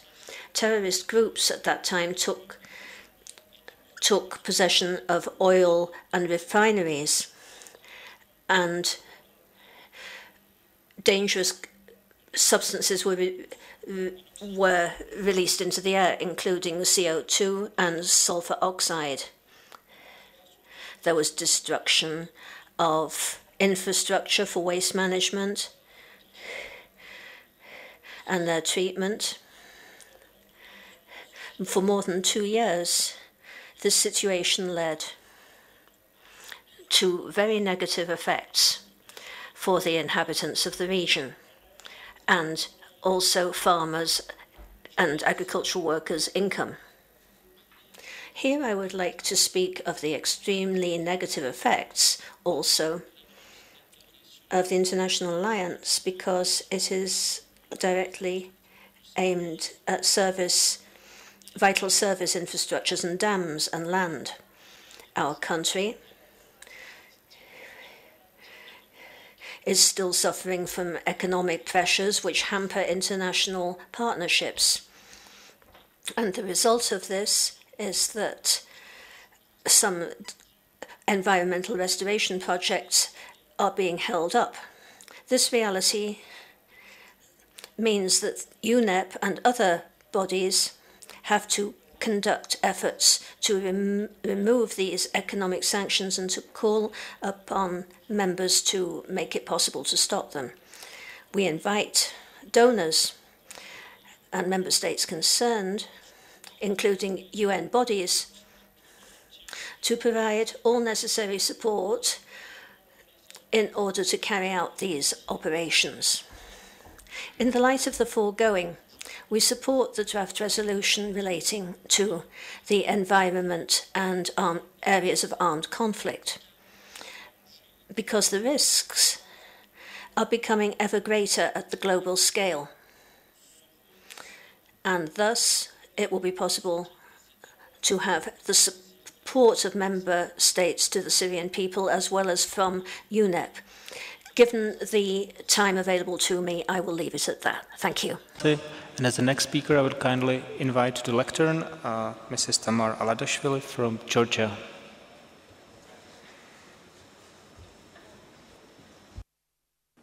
Thank you, Mr. Vice President. Excellencies, ladies and gentlemen, distinguished delegates, it's my honor and great pleasure to participate in the third session of the UN Environment Assembly of the UN Environment and deliver this statement on behalf of the government of Georgia. Let me take this opportunity and express my appreciation and gratitude to the Executive Director of the UN Environment, the President of Assembly, and the UN Environment Secretariat for the valuable work and efforts in organizing this important session. First of all, I would like to underline the importance of the session addressing the environmental pollution. While the significance of reducing environmental pollution is well aware for everybody, many specific aspects still remain challenging. We are all well aware of the environmental consequences of contamination of soil, air, and water, strengthening human health and destroying ecosystems. Addressing the environmental pollution is one of the essential steps toward achieving pollution reduction targets of the 2030 Development Agenda.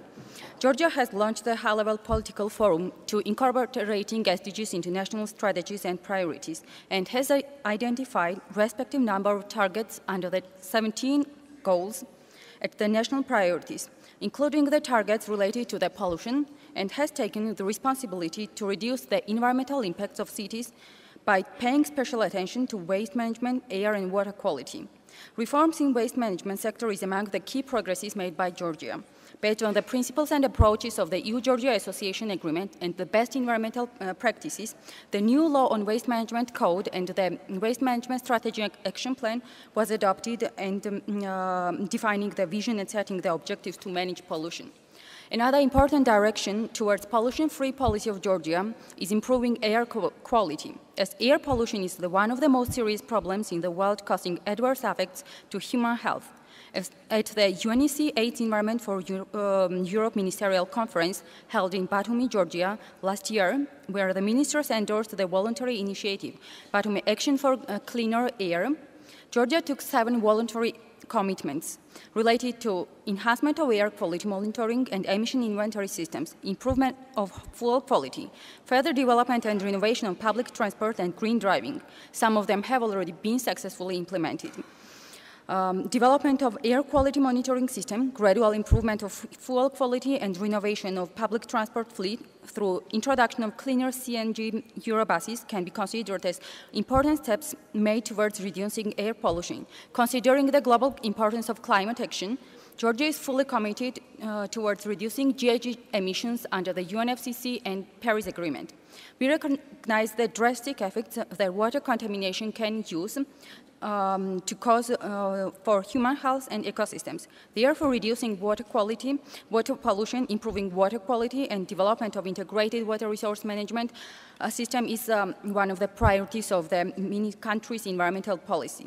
It is obvious that pollution can pose immense threat to our health and to our planet.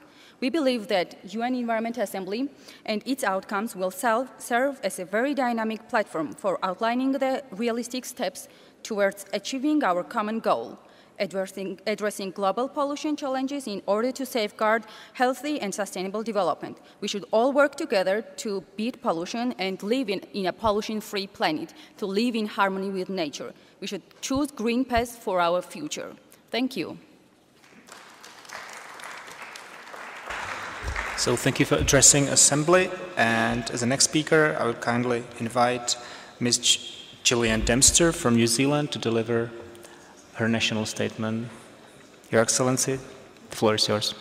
Thank you very much, Mr. Vice President, and thank you, Ministers, Excellencies, ladies and gentlemen. New Zealand welcomes the attention this Assembly has drawn to the pollution challenges we collectively face. The Executive Director's report Towards a Pollution-Free Planet presents a sobering view of the increasing level of global pollution and its costs to ecosystems, human health and productivity, and the economy. But by coming together as a global community to seek solutions to these challenges, we can galvanise action. In New Zealand, we are well aware of the costs of pollution. Our natural resources are a significant source of our economic prosperity, our international competitiveness, and our way of life. New Zealanders value the environment as an integral part of our national identity. We work, live and play on the land, in the sea and in the air. Our ability to do this is one of the most cherished parts of being a New Zealander and one of the main reasons so many people travel so far to visit our country. The effects of poor environmental quality on human health and well-being are well documented and can negatively impact on the prosperity of current and future generations. We acknowledge the unique vulnerabilities of small and developing states. Pollution and solid and hazardous waste are major threats to the environments and sustainable development of our Pacific Island neighbours. With our environment being so closely interlinked with our culture and prosperity, New Zealand has developed an extensive legislative framework to protect and sustainably manage our natural resources. However, we need to keep adapting to growing or emerging challenges. In our 2015 report on the state of New Zealand's environment, it showed mixed results in our management of pollution. We are on the right track in some areas with improving water clarity and decreasing airborne particles and transport emissions, but in other areas we need to turn the trend around, especially in the ways we manage our land and marine resources. An essential precursor to developing the right policy responses is having an accurate and independent reporting framework. In 2016, New Zealand introduced legislation to create a system of regular reporting that enables us to have an informed conversation with the public about what is happening within our environment and what collectively we should do about that. New Zealand is committed to reducing and managing pollution, and it's not just government. This year we introduced a ban on all wash-off products, which was reconfirmed by our Prime Minister today, that contain plastic microbeads, which will come into effect in June 2018. Meanwhile, 2 of our major supermarket chains have announced they will phase out single-use plastic bags by the end of next year. This combined effort of government and business working towards the same goal is exactly what is needed to have a pollution-free planet. As a signatory party to the Montreal Protocol and the Basel, Rotterdam and Stockholm Conventions, New Zealand is committed to adopting international best practice on the trade and sound environmental management of persistent organic pollutants and hazardous waste. We welcome the global efforts that have already been made to address transboundary pollution, including under these treaties. Closer to home, we also acknowledge the unique challenges our Pacific neighbours face in managing pollution. We continue to work alongside Pacific countries through mechanisms like the Waigani and UNEA conventions and through our development partnerships to support their efforts to manage and reduce pollution. And finally, at home, New Zealand welcomes the UN Sustainable Development Goals as they set a common vision for us all to work towards. While our domestic reporting provides us with a view of where we currently are, the SDGs provide all countries with a view of where we all need to be heading. The New Zealand Government intends to introduce measures to improve water quality, further reduce emissions from transport as part of our transition to a net zero emissions economy by 2050, as well as looking at ways to reduce the amount of waste we currently send to landfill. In all this, we will be working closely with Māori, the Indigenous people of New Zealand, business, local government, communities, NGOs, and the international community. Thank you very much. Thank you, Excellency. And as our next speaker, I would like to invite Her Excellency Lucia Ljubic-Lepina from Bosnia and Herzegovina to deliver her speech. Thank you, Mr. Vice President. It's a great honor for me to address the UNEA on behalf of Bosnia and Herzegovina. My country supports the adoption of the Ministerial Declaration confirming our commitment to work together towards a pollution-free planet.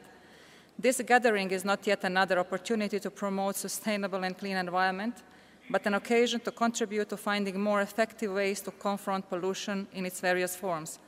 In Bosnia and Herzegovina, we have become particularly affected by air pollution and its extremely harmful effects. Among other reasons, our reliance upon not environmental friendly fuels such as coal is alarming. It is therefore not surprising that men, women and children in my country suffer some of the highest rates of air contamination throughout the European continent. By adopting the historic 2030 Agenda for Sustainable Development and the Paris Agreement, the UN member states have chosen to place inclusive and sustainable development at the heart of our common interests.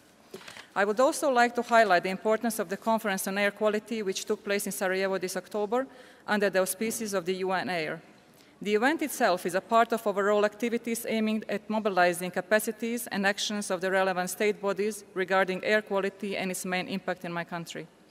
2 air quality monitoring stations have been installed and 2 existing ones are back to full function under Global Environment Facility project the UN Environment is carrying out. Furthermore, policy measures will have direct impact on the improvement of the air quality. Mr. Vice President, the importance of better coordinated cooperation and exchange of experiences within the region and wider in combating pollution cannot be enough underlined. We all must learn better to share technologies, methods, and particularly innovative and cheap responses to pollution.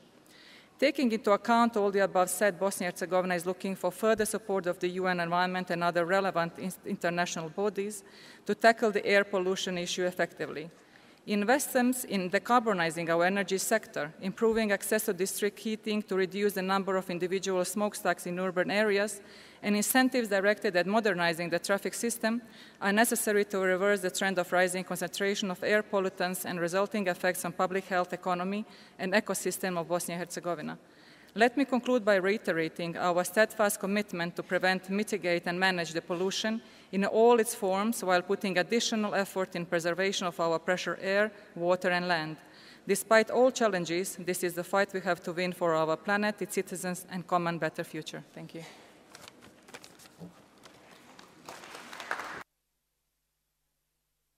Thank you, Excellency. And as the next speaker, I would like to invite to lectern Dr. Cheryl Case from United Kingdom. The floor is yours. Thank you. Mr. President, Excellencies, distinguished delegates, ladies and gentlemen, I would like to start by conveying apologies for my ministers who are very keen to be here today at this important event, but unfortunately have had to stay in the UK for key parliamentary business. The UK government I represent was elected on a pledge to leave the environment in a better state than we inherited it in. We have already introduced a number of initiatives to tackle pollution on land, at sea, and in the air. In particular, we are taking action on marine litter. We have passed legislation banning microbeads in cosmetics and personal care products. We are commissioning new research to understand the destination and implications of microplastics in the marine environment. And we are also supporting the Global Ghost Gear Initiative, as we know that stray and abandoned fishing gear can harm marine life directly. Across the UK, charges introduced on single-use plastic bags have seen a huge reduction of over 80% in bags issued, which is over 9 billion fewer bags handed out in just 1 year. We will investigate how the tax system and charges on single-use plastic items can reduce waste. On air pollution, while air quality is improving, we need to go more quickly and are investing over £3.5 billion, particularly to tackle roadside nitrogen dioxide. We are committed to significantly reducing emissions of air pollutants and will publish a clean air strategy in 2018. Antimicrobial resistance remains an issue of vital importance, with severe implications for the environment as well as human and animal health. We welcome the ongoing work being undertaken on this by UNEP and other UN agencies, and the UK will continue to advocate international action to tackle AMR. We look forward to the adoption of this Assembly's Ministerial Declaration, which will be a key document setting out the approach we must take together to achieve a world free from pollution. On all of these initiatives, we are working closely with the private and public sectors, research bodies, interested parties, and members of the public. We are and must continue to work with a diverse range of partners around the world, because pollution knows no boundaries and requires a truly comprehensive approach. That is why the UK is actively participating in global programmes, and we want to move forward together with UN member states to ensure that social and economic progress do not come at the expense of the environment, but actually enhance it. We are here working to find solutions. We hope that together we can make the Assembly a turning point in our cooperation to tackle pollution. Thank you.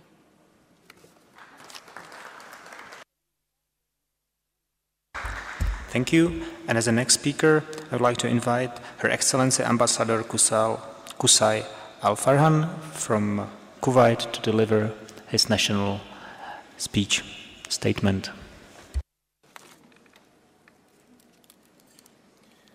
سيد الرئيس أصحاب المعالي والسعادة. Mr. President, Excellencies, Heads of Delegation, ladies and gentlemen, peace of God be upon you. I am pleased to be amongst you at the third session of the United Nations Environment Programme to work towards the achievement of the goals of sustainable development, putting before us the theme of this session. And I believe that to achieve a pollution-free planet requires all of us to address environmental degradation to reduce unsustainable patterns of consumption and production.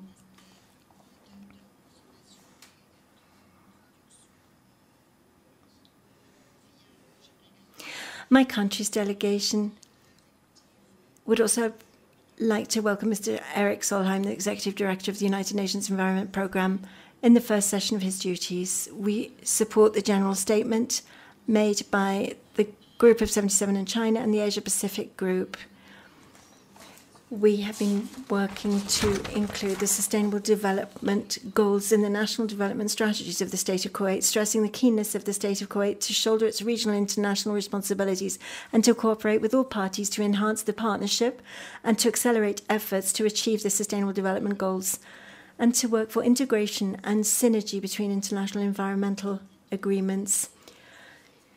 Because of our firm conviction that environmental issues are indivisible and cannot deal with any impact caused by disaster or environmental phenomena isolated from the rest of other environmental phenomena. Excellencies, we stress the importance of development countries taking up their duties and responsibilities to provide all forms of support to developing countries to reach a balance between protection of the environment and achieving the Sustainable Development Goals, in the line of the principle of common but differentiated responsibilities, which came within the principle of the Rio Declaration for the Achievement of Justice and the Eradication of Poverty, as well as the right of countries to economic and social development. The State of Kuwait calls for support for any efforts or indeed for the removal of any difficulties that might hinder the progress in this direction. The State of Kuwait emphasizes the involvement of youth and civil societies institutions in the environmental work to find a mechanism for integrating awareness raising among all members of society. The maintenance of the environment is a responsibility of the community to be borne by all parties, which will help to achieve greater environmental commitment and will reflect its positive impact necessarily on human health. And here I would like to point out what the State of Kuwait has done to activate the law of the environment protection in partnership with civil society organizations, which contributed to the strengthening of self-control among the members of society and working in parallel with the government's efforts in this area. Finally, I extend my sincere thanks and appreciation to all for the efforts made, calling for more effort and effective cooperation and encourage innovation to create patterns of social behavior that do not leave a negative impact on the environment. May peace be upon you. And as the next speaker, I would like to kindly invite Her Excellency Mr. Milorad Stepanovich from Montenegro to deliver his national statement.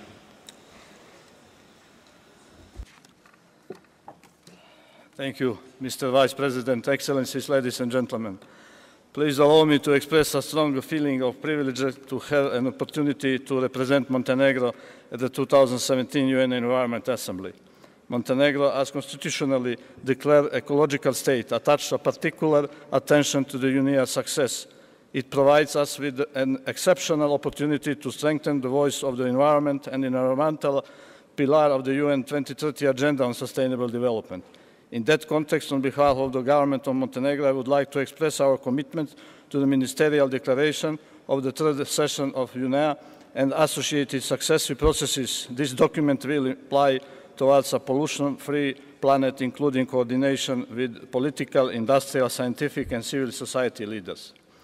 For that reason, Montenegro supports the report of the Executive Director towards pollution-free planet and the progress report in the implementation of the Resolution 2/7 on sound management of chemicals and waste.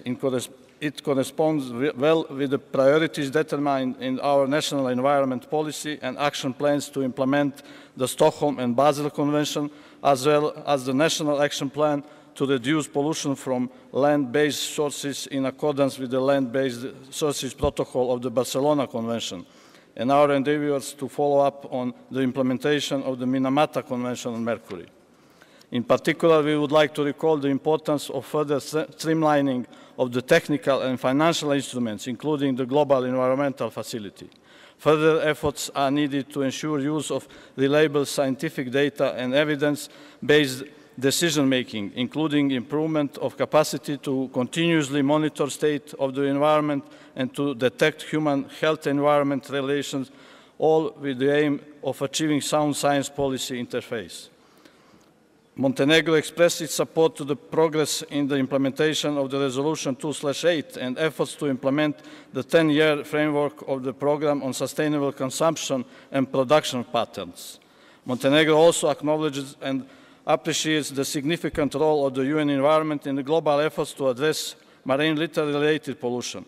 In line with that, we consider the assessment combating marine plastic litter and microplastic as particularly useful for directing our further efforts towards control and reduction of scary effects marine litter monster causes towards seas and oceans. Accordingly, Montenegro supports a continuation of dialogue to come to the optimal option to address marine plastic litter and macroplastic with a multi-layered governance approach. Therefore, we would like to reconfirm our commitment to the objective and work of the UN Environment Mediterranean Action Plan, MAP, Barcelona Convention, to implement Mediterranean Regional Plan on Marine Litter. In this context, Montenegro joins the Clean Seas campaign and will participate in the implementation of the 5-year strategy addressing the root causes of marine litter. We firmly believe that the countries supporting the Clean Seas campaign will significantly contribute to the UN environment efforts to prevent and reduce the adverse impact of the marine litter on the coastal and marine environment. And we look forward to the results of the joint efforts and our fruitful cooperation. Last but not the least, we wish to emphasize that all above listed priorities take the central place in the new National Sustainable Development Strategy until 2030, through which Montenegro ensures localization of the UN 2030 agenda.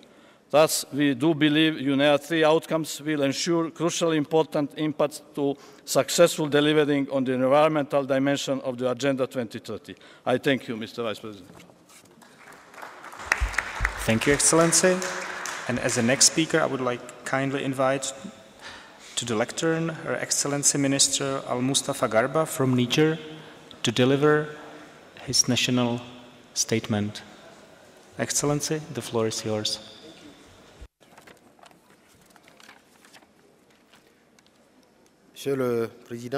Mr. President, Executive Director, UNEP, ladies and gentlemen, distinguished delegates, I would like first of all, on behalf of the government and people of my country, Niger, to thank the people and the government of Kenya for their hospitality and for the warm welcome that we have received since we have arrived on Kenyan soil. I'd also like to congratulate UN Environment for the smooth organization of this session. UNEA 3. Ladies and gentlemen, distinguished delegates, Niger is a signatory to most of the multilateral environmental agreements, particularly on waste and on chemicals, and is also highly committed with the sub-regional and regional integration, economic and political integration communities such as ECOWAS, as they seek to fight against transboundary pollution linked to the use of toxic substances used in international trade. Very recently, I'd like to note that with the support of UN Environment, my country adopted a national policy for the environment and for sustainable development, which sets a framework for governance in the sector in line with Agenda 2030 on sustainable development and the Sustainable Development Goals, the SDGs. This framework, which shows the commitment of Niger, will allow us to ensure our nationally determined contributions and that the Paris Agreement on climate change is effected. In this regard, I'd like to take this present opportunity to draw the attention of the international community to the need to work to make operational the mechanisms for coordination for financing and access to resources for the most vulnerable countries. Furthermore, I'd like to launch an appeal to our technical and financial partners to support Niger to start a process of operationalization of the so-called Climate Commission for the Sahel region, which is one of the 3 commissions set up by the first African summit in Marrakesh during COP23 for climate change, in which the agenda includes fighting against all forms of pollution, particularly in the Sahel countries. Finally, I would like to invite our partners to take part in the International Conference on Desertification and the Green Economy, which will be organized by my country in March of 2018 in Niamey.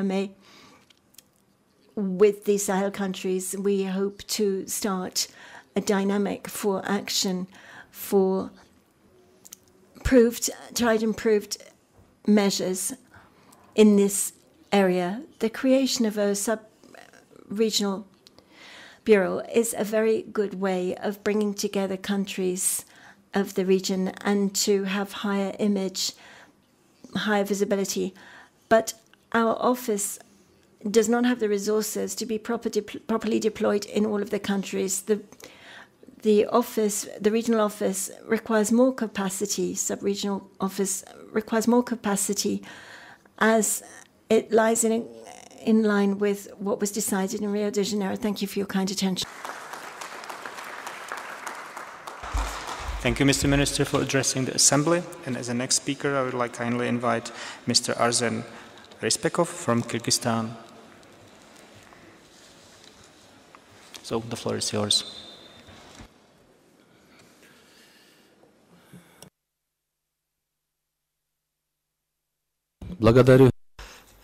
Thank you, Mr. President. Distinguished ministers, ladies and gentlemen, it's a great honour for me to participate in this UN Environment Assembly, which has been organised by UNEP on behalf of the Republic of Kyrgyzstan at such a high level.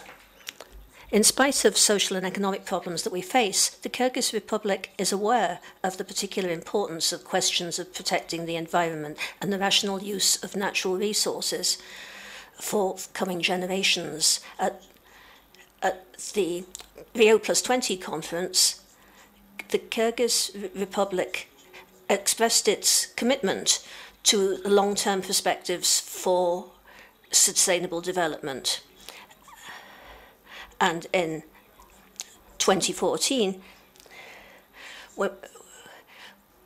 we adopted the political course of the country towards sustainable development.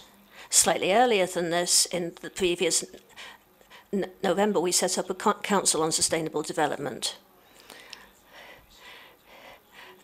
We were looking at the Millennium Goals as well as sustainable development for social integration and environmental protection. The Kyrgyz Republic, in its development, encounters problems which may be a threat to sustainable development in the country, including an exhaustion of natural resources without identification of suitable alternatives, and a low degree of energy efficiency, and also a not very high rate of human capital growth. Climate change has a considerable effect on the health of the population. Water resources in the Republic are of concern, and this makes it difficult to develop hydro energy and agricultural production. There are new challenges which we face relating to climate change, which means that adaptation to climate change is priority in the Kyrgyz Republic. In looking at adaptation measures, we're looking at water resources, agriculture, the health of the population, forestry resources, and biodiversity. The Kyrgyz Republic is relatively small, and the basic population and almost all of the industry are concentrated in the cities. So we have to be very careful about environmental security. We have developed the concept of environmental security for the Kyrgyz Republic by the year 2025. Access of the population to drinking water is a problem. A large proportion of the population does not have clean drinking water. However, this is something which leads to an increase in waterborne diseases. Also, there is a degradation of water resources by means of chemical products. We have more than 150 million tons of waste in the Republic, and we have not solved the problem of dealing with this in an environmentally sound way. We also have the problems of dealing with solid waste. Ladies and gentlemen,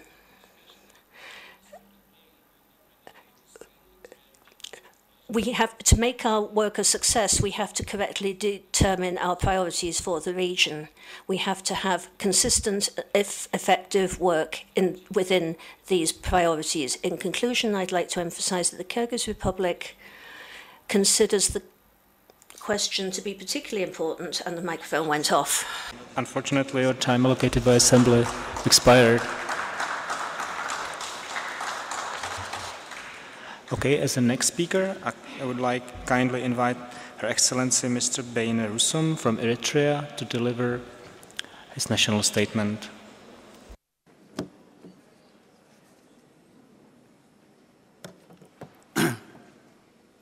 Mr. President, Excellencies, Ministers of Environment, Heads of Delegation, ladies and gentlemen, our heartfelt appreciation for the excellent hospitality accorded to my delegation by the government of Kenya.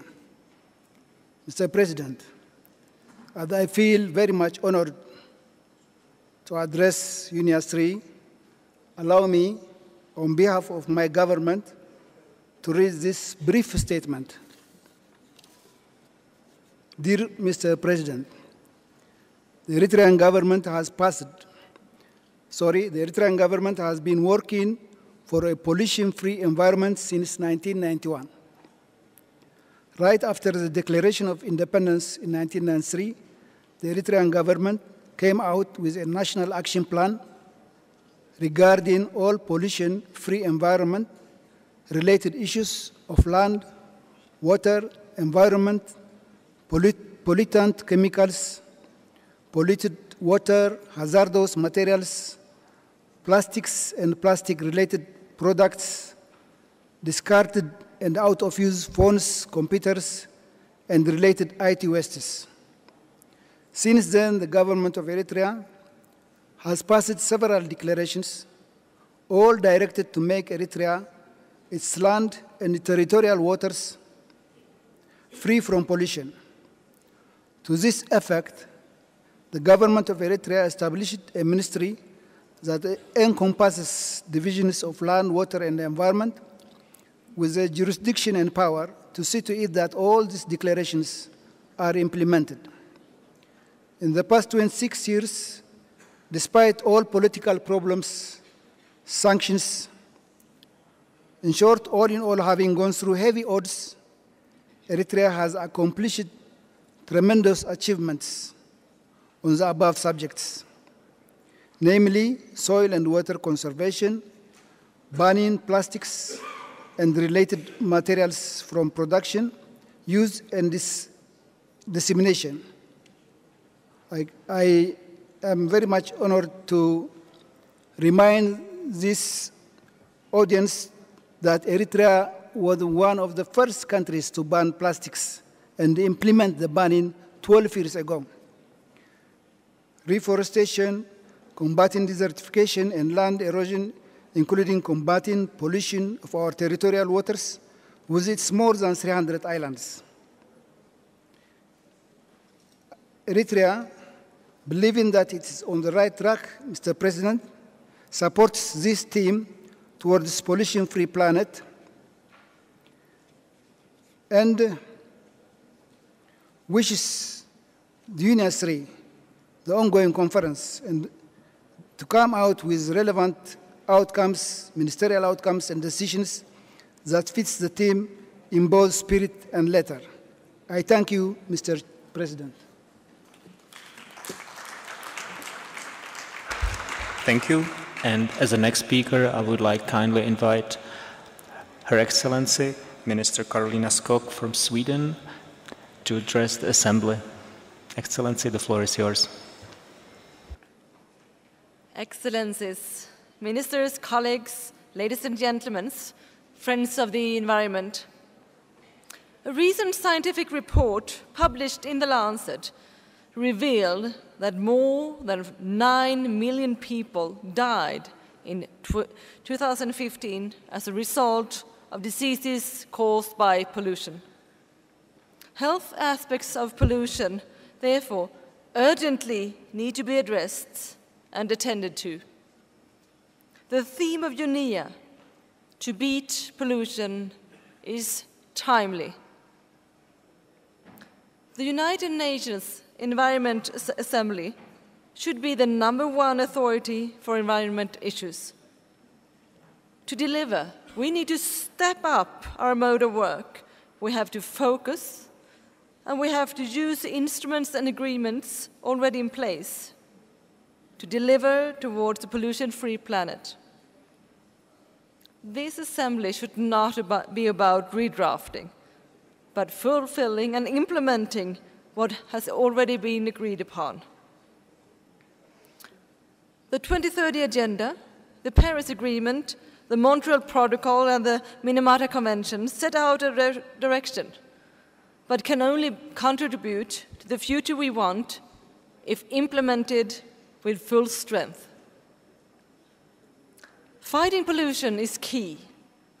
Stockholm Environment Institute has presented a pyramid model that shows the environmental dimension as a basis for not only health, but also for economic and social dimensions on sustainable development.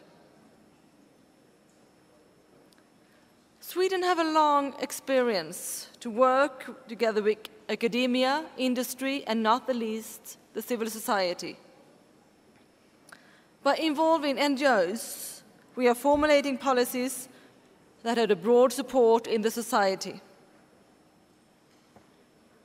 At the historic UN Ocean Conference, co-hosted by Sweden and Fiji, over 540 commitments were made on marine pollution alone. We must now implement the commitments made. Clean seas, clean air, and sustainable management of chemicals and waste are key for sustainable development. The Swedish government is committed to invest, as voluntary commitment, more than $100 million in next year for international and domestic measures related to pollution-free seas, responsible plastic management, clean air, and measures to reduce pharmaceutical pollution. The UN Environment Programme and the UN Environment Assembly uniquely span over all climate and environmental issues. The Assembly is a platform enabling the world's environment leaders to act together. Friends, we must beat pollution together. Thank you. Thank you, Ms. Minister. And as the next speaker, I will kindly invite to the lectern Her Excellency Ms. Judith Garber from United States of America to deliver her national statement.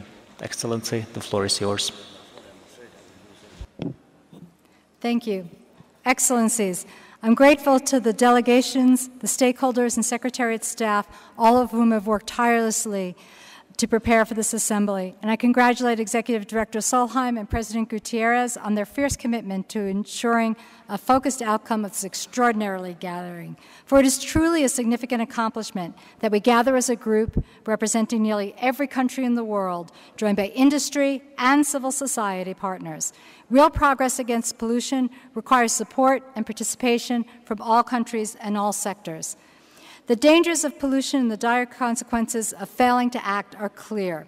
The World Health Organization says environmental risks account for 23% of deaths worldwide. We have the ability to address these challenges.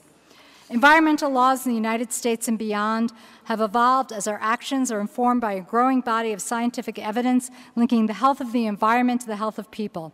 But we have a lot of work left to do. Millions of people around the world suffer from exposure to toxins like mercury and lead that have frightening health consequences, especially for growing children.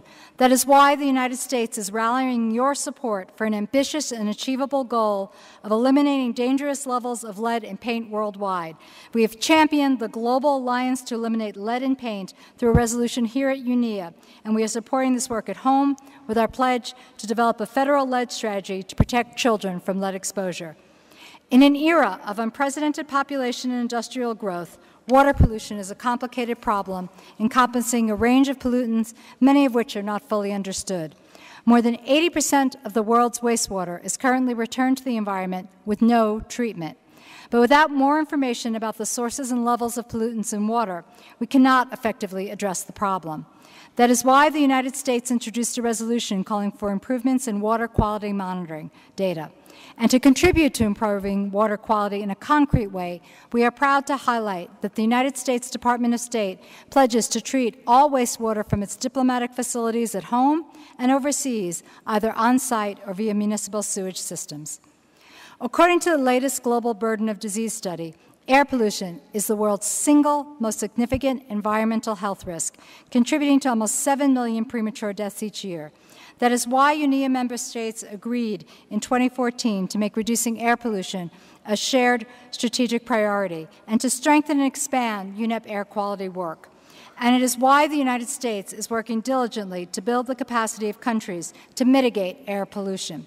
One example of this important work is the U.S. Megacities Partnership, which applies cutting-edge tools for assessing air quality and builds capacity for partners in Africa and South America to serve as regional leaders in air quality management. I'm proud to announce that the United States pledges to build on the Megacities program by implementing emission reduction strategies in Accra and Santiago and by expanding to one additional city. The United States experience shows that addressing pollution need not come at the expense of economic prosperity, and that industrial innovation plays a key role in environmental protection. Since 1970, aggregate U.S. emissions of the 6 most common air pollutants dropped by an average of 70%, where our GDP grew by 246%. We are proud that American technological innovation and ingenuity has led the way to cleaner air, water, and soil. Catalyst scrubbers and low VOC paints are part of a long list of technologies that were unknown just a few decades ago. We are pleased that UNEP's Sustainable Innovation Expo showcased sustainable technologies of today and tomorrow, and that the Science, Policy, and Business Forum brought many stakeholders together to seek solutions. The resolutions and pledges we make here affirm our determination to continue working with all of you on these challenges, but the work of reducing pollution in the air, water, and soil does not end on December 6th. NASA estimates that there are 10 billion planets in our galaxy alone, yet we know of only one on which we can live. The United States is committed to preserving it. Thank you.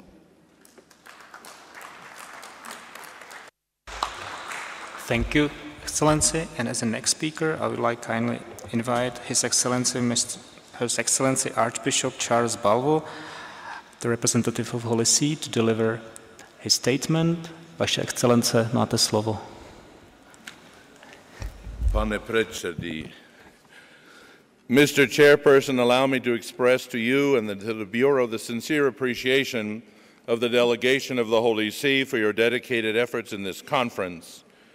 The Holy See is convinced that it is in the best interest of all to address the causes that lead to pollution through the promotion of sustainable human environment, which will lead us toward more efficient stewardship of our common home. This Assembly should continue the process of creating more robust global mechanisms in order to overcome the obstacles that stand in the way of achieving successful global environmental change, adaptation, and governance.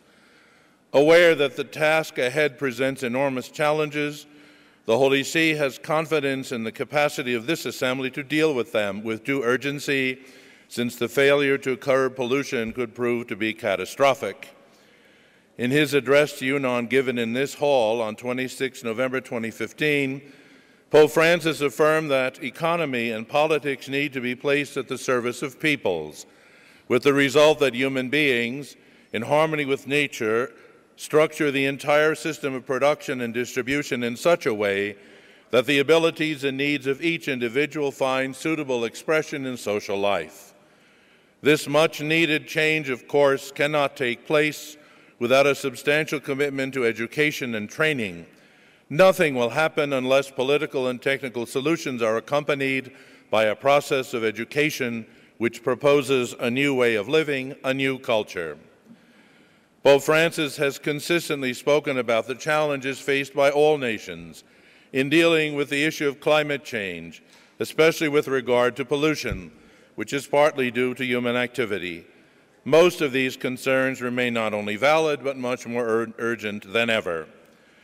The Holy See delegation reiterates the message of the Pope concerning humanity's valuable relationship with nature and praises the efforts of this Assembly to support those processes that promote the realization that the environment itself entails ethical limits which human activity must acknowledge and respect, since humanity can only survive and develop if the ecological environment is favorable.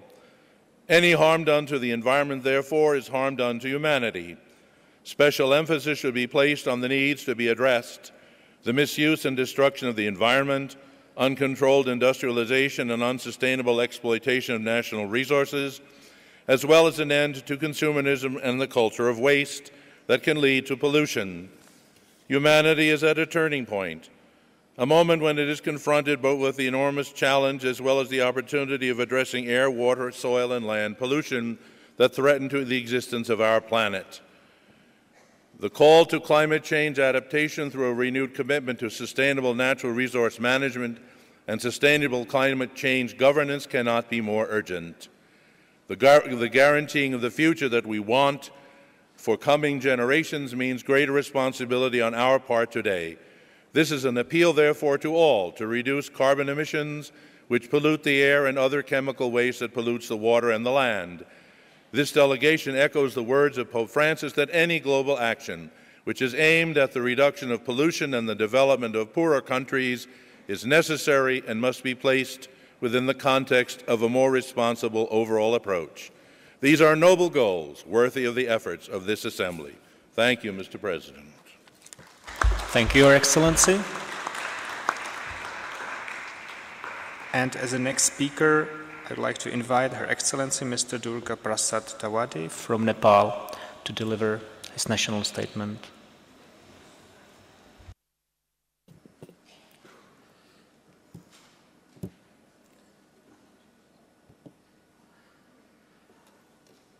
Mr. President, Excellencies, distinguished delegates, ladies and gentlemen. First of all, on behalf of Government of Nepal and my delegation, I would like to extend profound gratitude to UN Environment Program for continued cooperation and support to Nepal. I will also extend our sincere thanks with appreciation to the UN Environment Assembly Secretariat team for excellent preparation of this Assembly.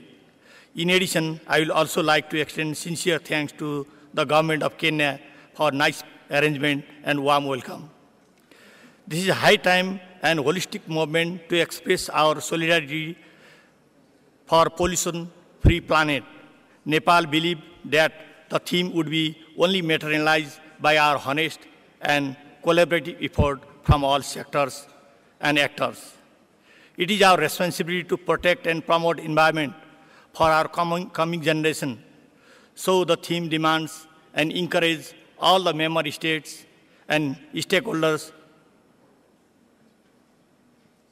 for more proactive and collaborative action to conserve environment, biodiversity, and ecosystem service for us and our future.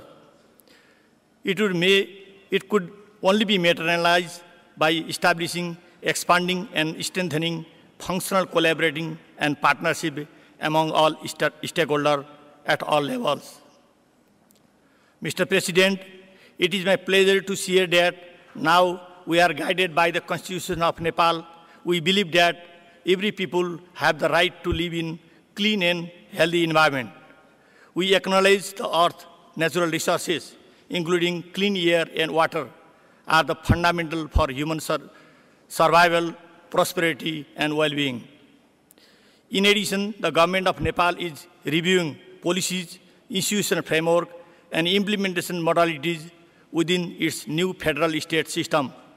Nepal is giving high priority for achieving sustainable development goals by 2030.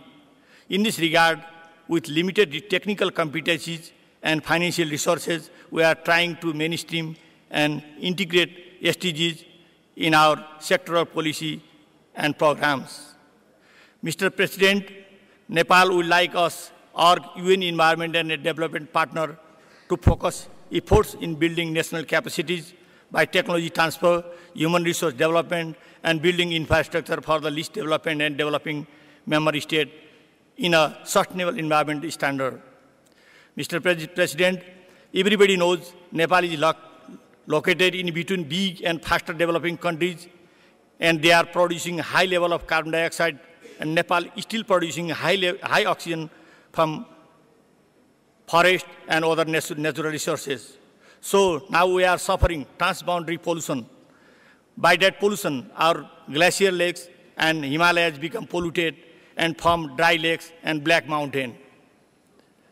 These Himalayas are the old properties. We must protect our old properties. So this forum also focus that type of issue so we can protect our old heritage.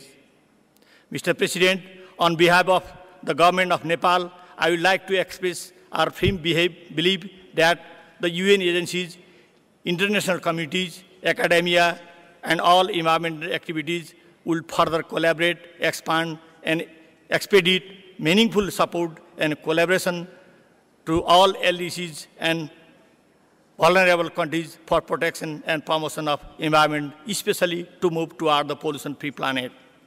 Finally, the government of Nepal and my delegation would like to extend full support in making the assembly more productive and successful. I wish for great success of this meeting.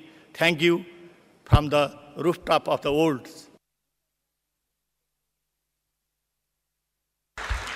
Thank you, Excellency. And as the next speaker, we are waiting His Excellency Dr. Joseph Al-Asmar from Lebanon. So please, the floor is yours.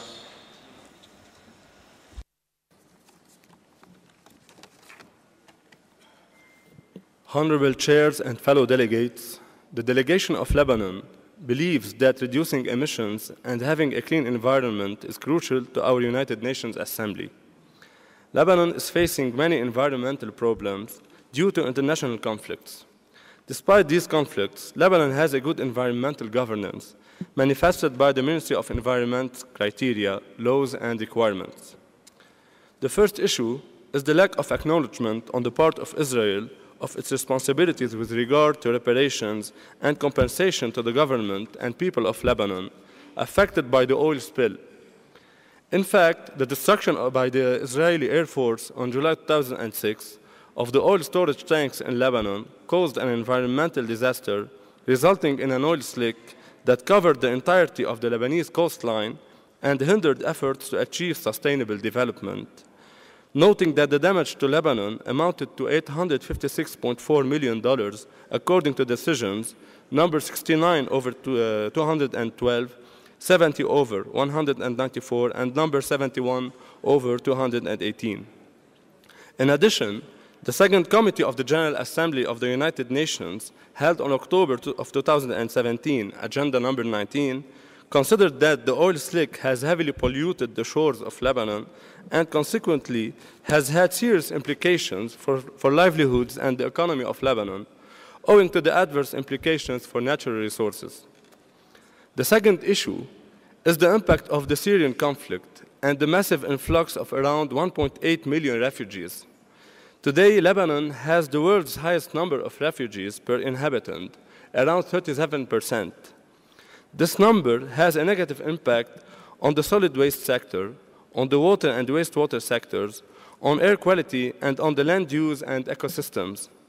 This issue caused an environmental disaster that obliged Lebanon to do efforts to maintain its environmental status instead of having a remarkable development. For these reasons, we insist on the implementation of the decision number 2/15 taken at UNEA. 2, we stress member states to acknowledge the impact of refugees on the environment and natural resources in Lebanon. We urge member states to put together an emergency action plan to minimize the environmental impacts of the refugee crisis. Finally, we won't have a society if we destroy the environment. Thank you.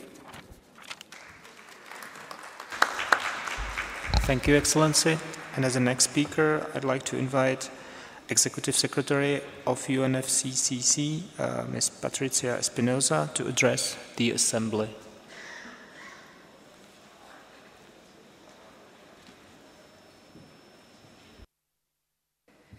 Thank you, Mr. Chairman. Ladies and gentlemen, dear friends, it is a pleasure to be here today. Indeed, it is an honor to be the first Executive Secretary of UN Climate Change to participate in this assembly. The UN Environment Programme is a strong member of the UN family. Our organizations have a unique contribution to make towards the achievement of the objectives of the UN system as a whole. A peaceful world where all have opportunities to develop their potential in a stable and safe environment. I want to especially recognize Executive Director Solheim for not only his leadership and support, but his important contributions to the climate change process, and particularly at COP23 in Bonn. Since 2010, when UN Environment produced the first emissions gap report, it has become a key input to the conference and has helped frame the work of every conference with compelling evidence about the evolution of climate change around the world. This year, it spread the sobering message that while we've made incredible progress in addressing climate change, we simply are not doing enough. Nations must reverse this course and do it now. Never has the urgency of our task been more evident. Hurricanes, droughts, and rising sea levels have devastated communities with increased frequency and intensity. The human toll has been almost beyond belief. This is also reflected in economic costs.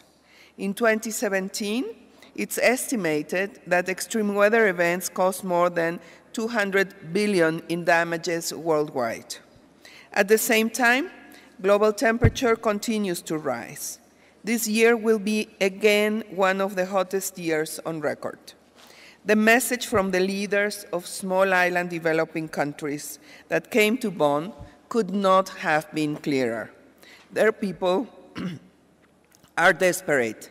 They need solutions, they need support, and they need it urgently. We did make important progress at COP23. Nations made it clear that the Paris Agreement remains the only way forward, and that fulfillment of the commitments up to 2020 will provide a solid basis for more ambition and the full operation of the agreement. They established a platform for an assessment of progress made in the form of the Talanoa Dialogue, designed to build empathy and trust, resulting in better decision-making and more ambition. This will help inform the next round of nationally determined contributions. We talk a lot about urgency, but having the small island state of Fiji presiding over COP23 amplified the message. It was encouraging, for instance, when parties recognized that we need more funding for adaptation. More is needed, but we are moving in the right direction. Another highlight of COP23 was the launch of a global partnership, Insur Resilience, that will provide millions of vulnerable people with access to insurance. COP23 also saw the launch of an Ocean Pathway Partnership, an Indigenous Peoples Platform, and a Gender Action Plan. Thanks to the leadership of Fiji and all parties' commitments, Bonn was a success. But we must look forward. The upcoming year is crucial to reducing the climate threat and helping those already affected by it. The cooperation of all sectors is key, but also throughout the UN family. The Paris Agreement, the Sustainable Development Goals, and the Sendai Framework, among others, represent our path. Climate change is connected to Excuse me, I would like to ask you to shorten because the time already expired. Yeah, I'm almost through. Thank you.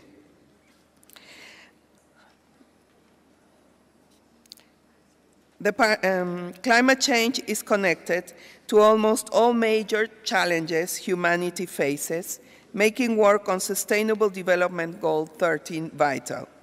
It touches all goals: poverty, food, water, energy security, health, and much more. But we must coordinate to amplify each other's efforts. That's why the Secretary General's Guterres initiative to ensure the UN development system is repositioning, allowing us to implement the 2030 agenda, is so relevant. We're in a new era with new challenges, and the UN must respond dynamically. It is why we have signed collaboration agreements with WMO, WHO, and today with UNEP. And it is why, under the leadership of the Deputy Secretary General, we continue to work with the Climate Core Group. We have made great progress in our work together, especially with respect to our resilience platform and communications plan. This is the only way that we can deliver on the promise of the Paris Agreement, the SDGs, the Sendai Agreement, and many more. It will not only result in a greener environment, but create opportunity and prosperity for all people. I thank you for your attention and your indulgence. Thank you. So thank you for addressing the Assembly. And as the next speaker, I would like to invite the UN Under-Secretary General, Mr. Tegenework Getu from UNDP, to deliver his statement. Thank you, Mr. Chair. The theme of this year's United Nations Environmental Assembly is of critical importance to our effort to advance the 2030 Agenda, achieve Sustainable Development Goals, and ensure that no one is left behind. UNDP fully supports the objectives of this year's Assembly, and it calls to work together towards a pollution-free planet and help advance multiple Sustainable Development Goals. As highlighted in the report of the Executive Director of UN Environment, the impact of pollution and its many diverse devastating the lives and livelihoods of those groups who are most vulnerable and least responsible for the unsustainable policies and practices that are degrading our planet. UNDP welcomes the findings and recommendations of the action points from the report to respond to the urgent needs of our societies and economies and shift towards a pollution-free planet. In UNDP, we are already working with partners to advance planetary health framework and with exemplary examples.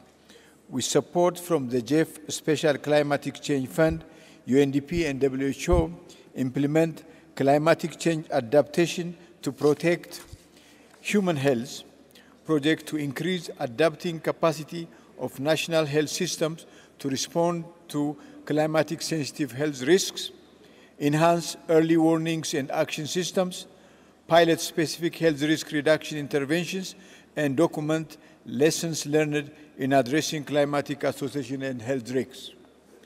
Through a multi-stakeholder initiative, Sustainable Procurement in the Health Sector, UNDP helps devise change toward a sustainable health system and inclusive green economy by introducing sustainable procurement and production practices in health sectors. Its vision to lower the environment and social impact of procurement has contributed to a global health sector and thereby to inclusive sustainable economies.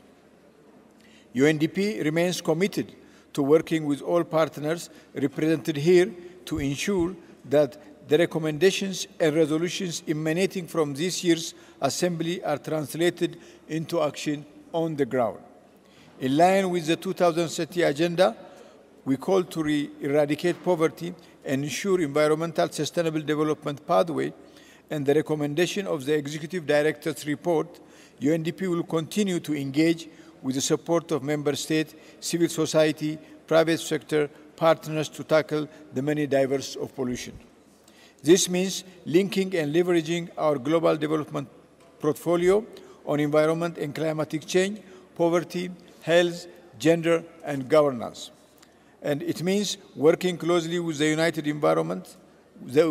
Environment, the World Health Organization, and all sister agencies, funds, and conventions, as well as our bilateral and multilateral donors and partners and development partners, including the Global Environmental Facility and Green Climatic Change.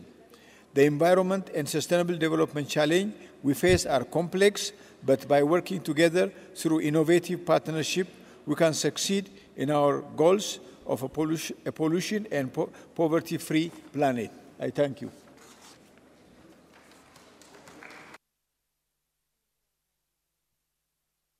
Thank you. And as the next speaker, I would like kindly invite Ms. Mirna Fernandez-Bradel, the major group representative for children and youth for United Nations Environment. So, Excellency, the floor is yours.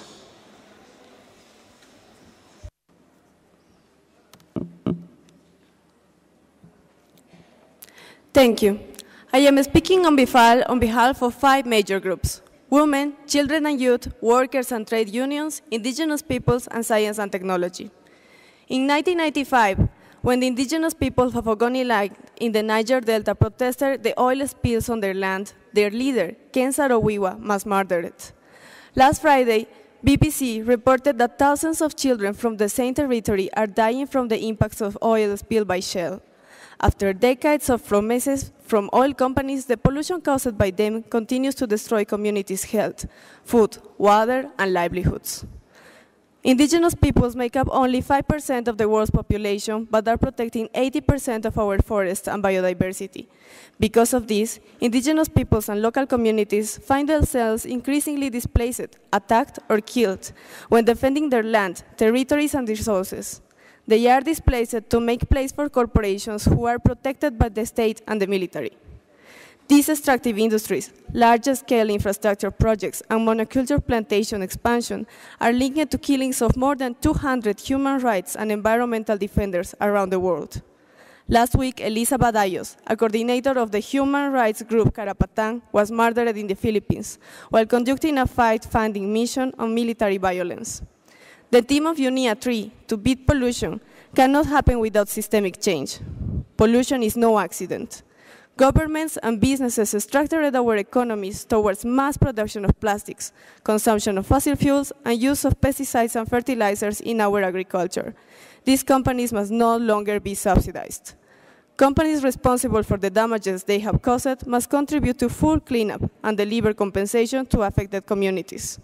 Without concrete and immediate action, in a short span of time, we will find that there is no source of food or water left on Earth that does not contain residues of oil, plastic, or chemicals. Policies and solutions to this must be developed with the consultation of the scientific community, and states must increase research funding for sustainable, environmentally friendly alternatives and solutions.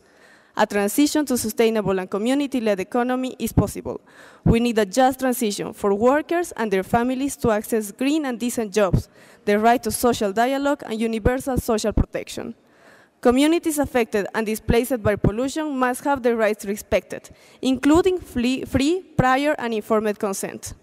Finally, we need to strengthen educational systems that include traditional ecological knowledge and support intergenerational transmission, especially for marginalized communities whose way of life is changing because of pollution. We need a broad approach to education that allows for the decolonization of environmental education and is inclusive of non-formal education, welcoming all groups, including indigenous peoples and persons with disabilities. Thank you.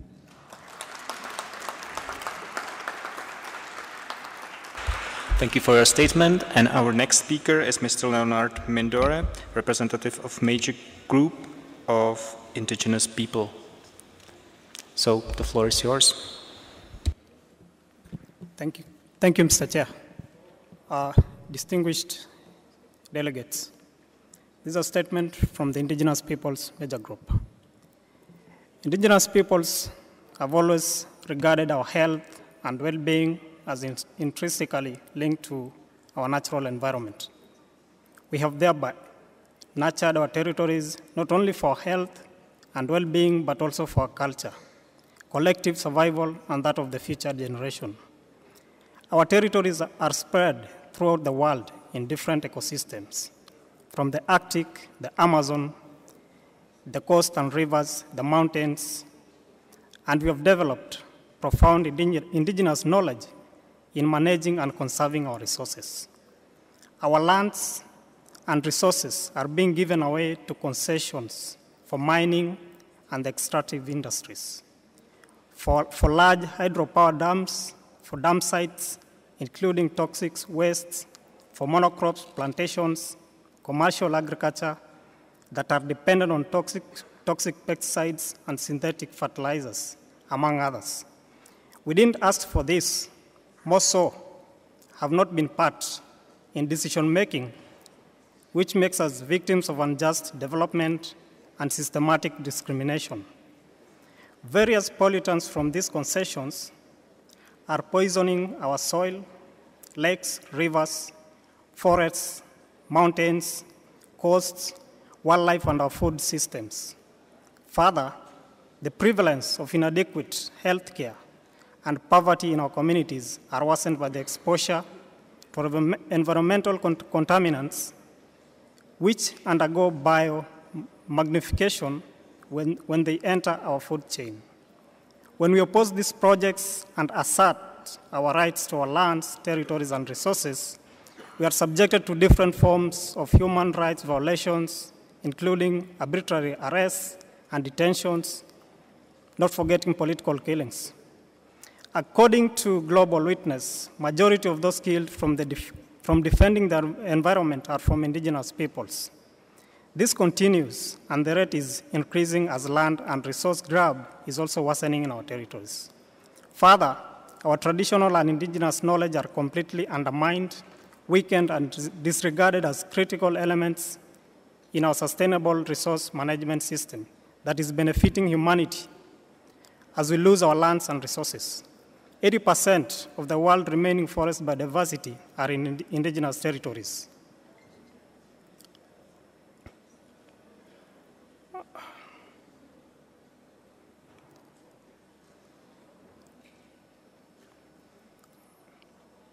The indigenous peoples, this continues as increasing as land resource grab is worsening in our territories. The indigenous peoples major group recommends the following to UNEA towards a pollution-free planet. 1, develop specific measures and programs to clean up, rehabilitate, restore indigenous peoples' territories damaged by pollution and ensure the effective implementation of the Stockholm Convention on Persistent Organic Pollutants, and stop the pollution of indigenous territories in all its forms. 2, recognize the traditional knowledge as equal to scientific knowledge and the land and resource tenure rights and sustainable resource management system of indigenous peoples, and integrate these as essential elements in addressing pollution and achieving sustainable development for all. 3, take action to ensure the protection of the environment. Thank you, sir. Unfortunately, your time allotted expired. Anyway, you can deliver your statement to the UN Environment.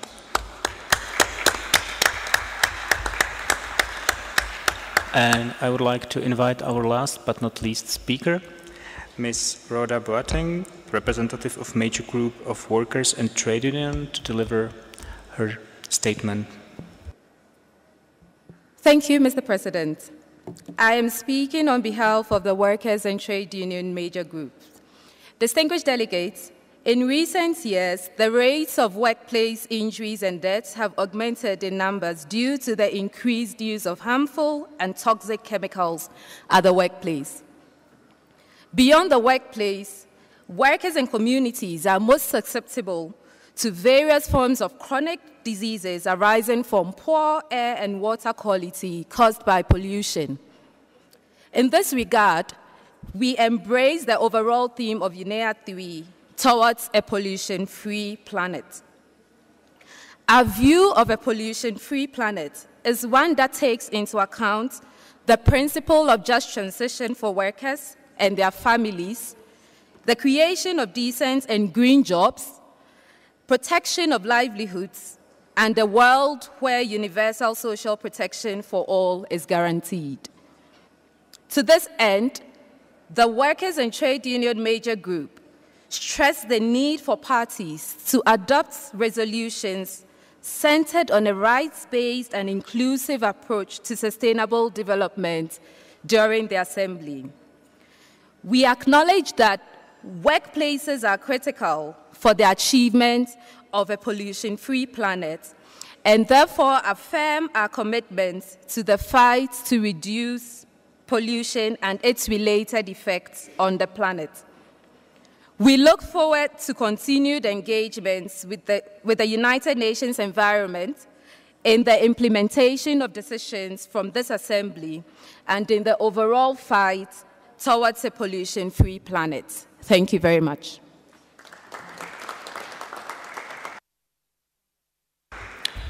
Excellencies, distinguished guests, ladies and gentlemen, we have just now concluded our list of speakers for this session. We will adjourn the session and continue the national statement session tomorrow morning after the high-level segment opening ceremony, which will start at 10 a.m. here in the same room. So, and now allow me to invite the Secretariat to make an announcement.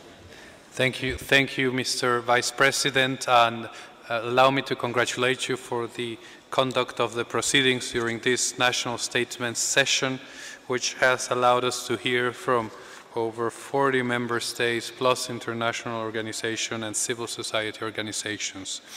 I just have a couple of small housekeeping announcements to make for all delegates' benefit. First, I would like to invite you to please stay in this room. We are going to begin an exciting side event that it is on the topic of unlocking trade in new and environmentally sound technologies. It will start immediately after you adjourn this meeting here in this very room. In conference room 1, we will have also a very interesting side event which also helps us advance our agenda. This one is about taking action to reduce pollution in the extractive sector. That will start also at 6 in conference room 1. My last two housekeeping announcements are the Committee of the Whole will resume as announced by its chair at 8 p.m. in conference room 1. And last, but as you said, not least, all delegates, all participants, all members of civil society are warmly invited by our wonderful host country, the government of Kenya, who has prepared a Kenyan celebration for you, which will start after 7 p.m. in the big tent by the roundabout where you all enter the compound. So with those announcements, I am happy to yield the floor over to you, distinguished Vice President, to adjourn the meeting. Thank you very much. Thank you very much for interesting and important announcement. And now I'd like to declare the meeting adjourned. Thank you.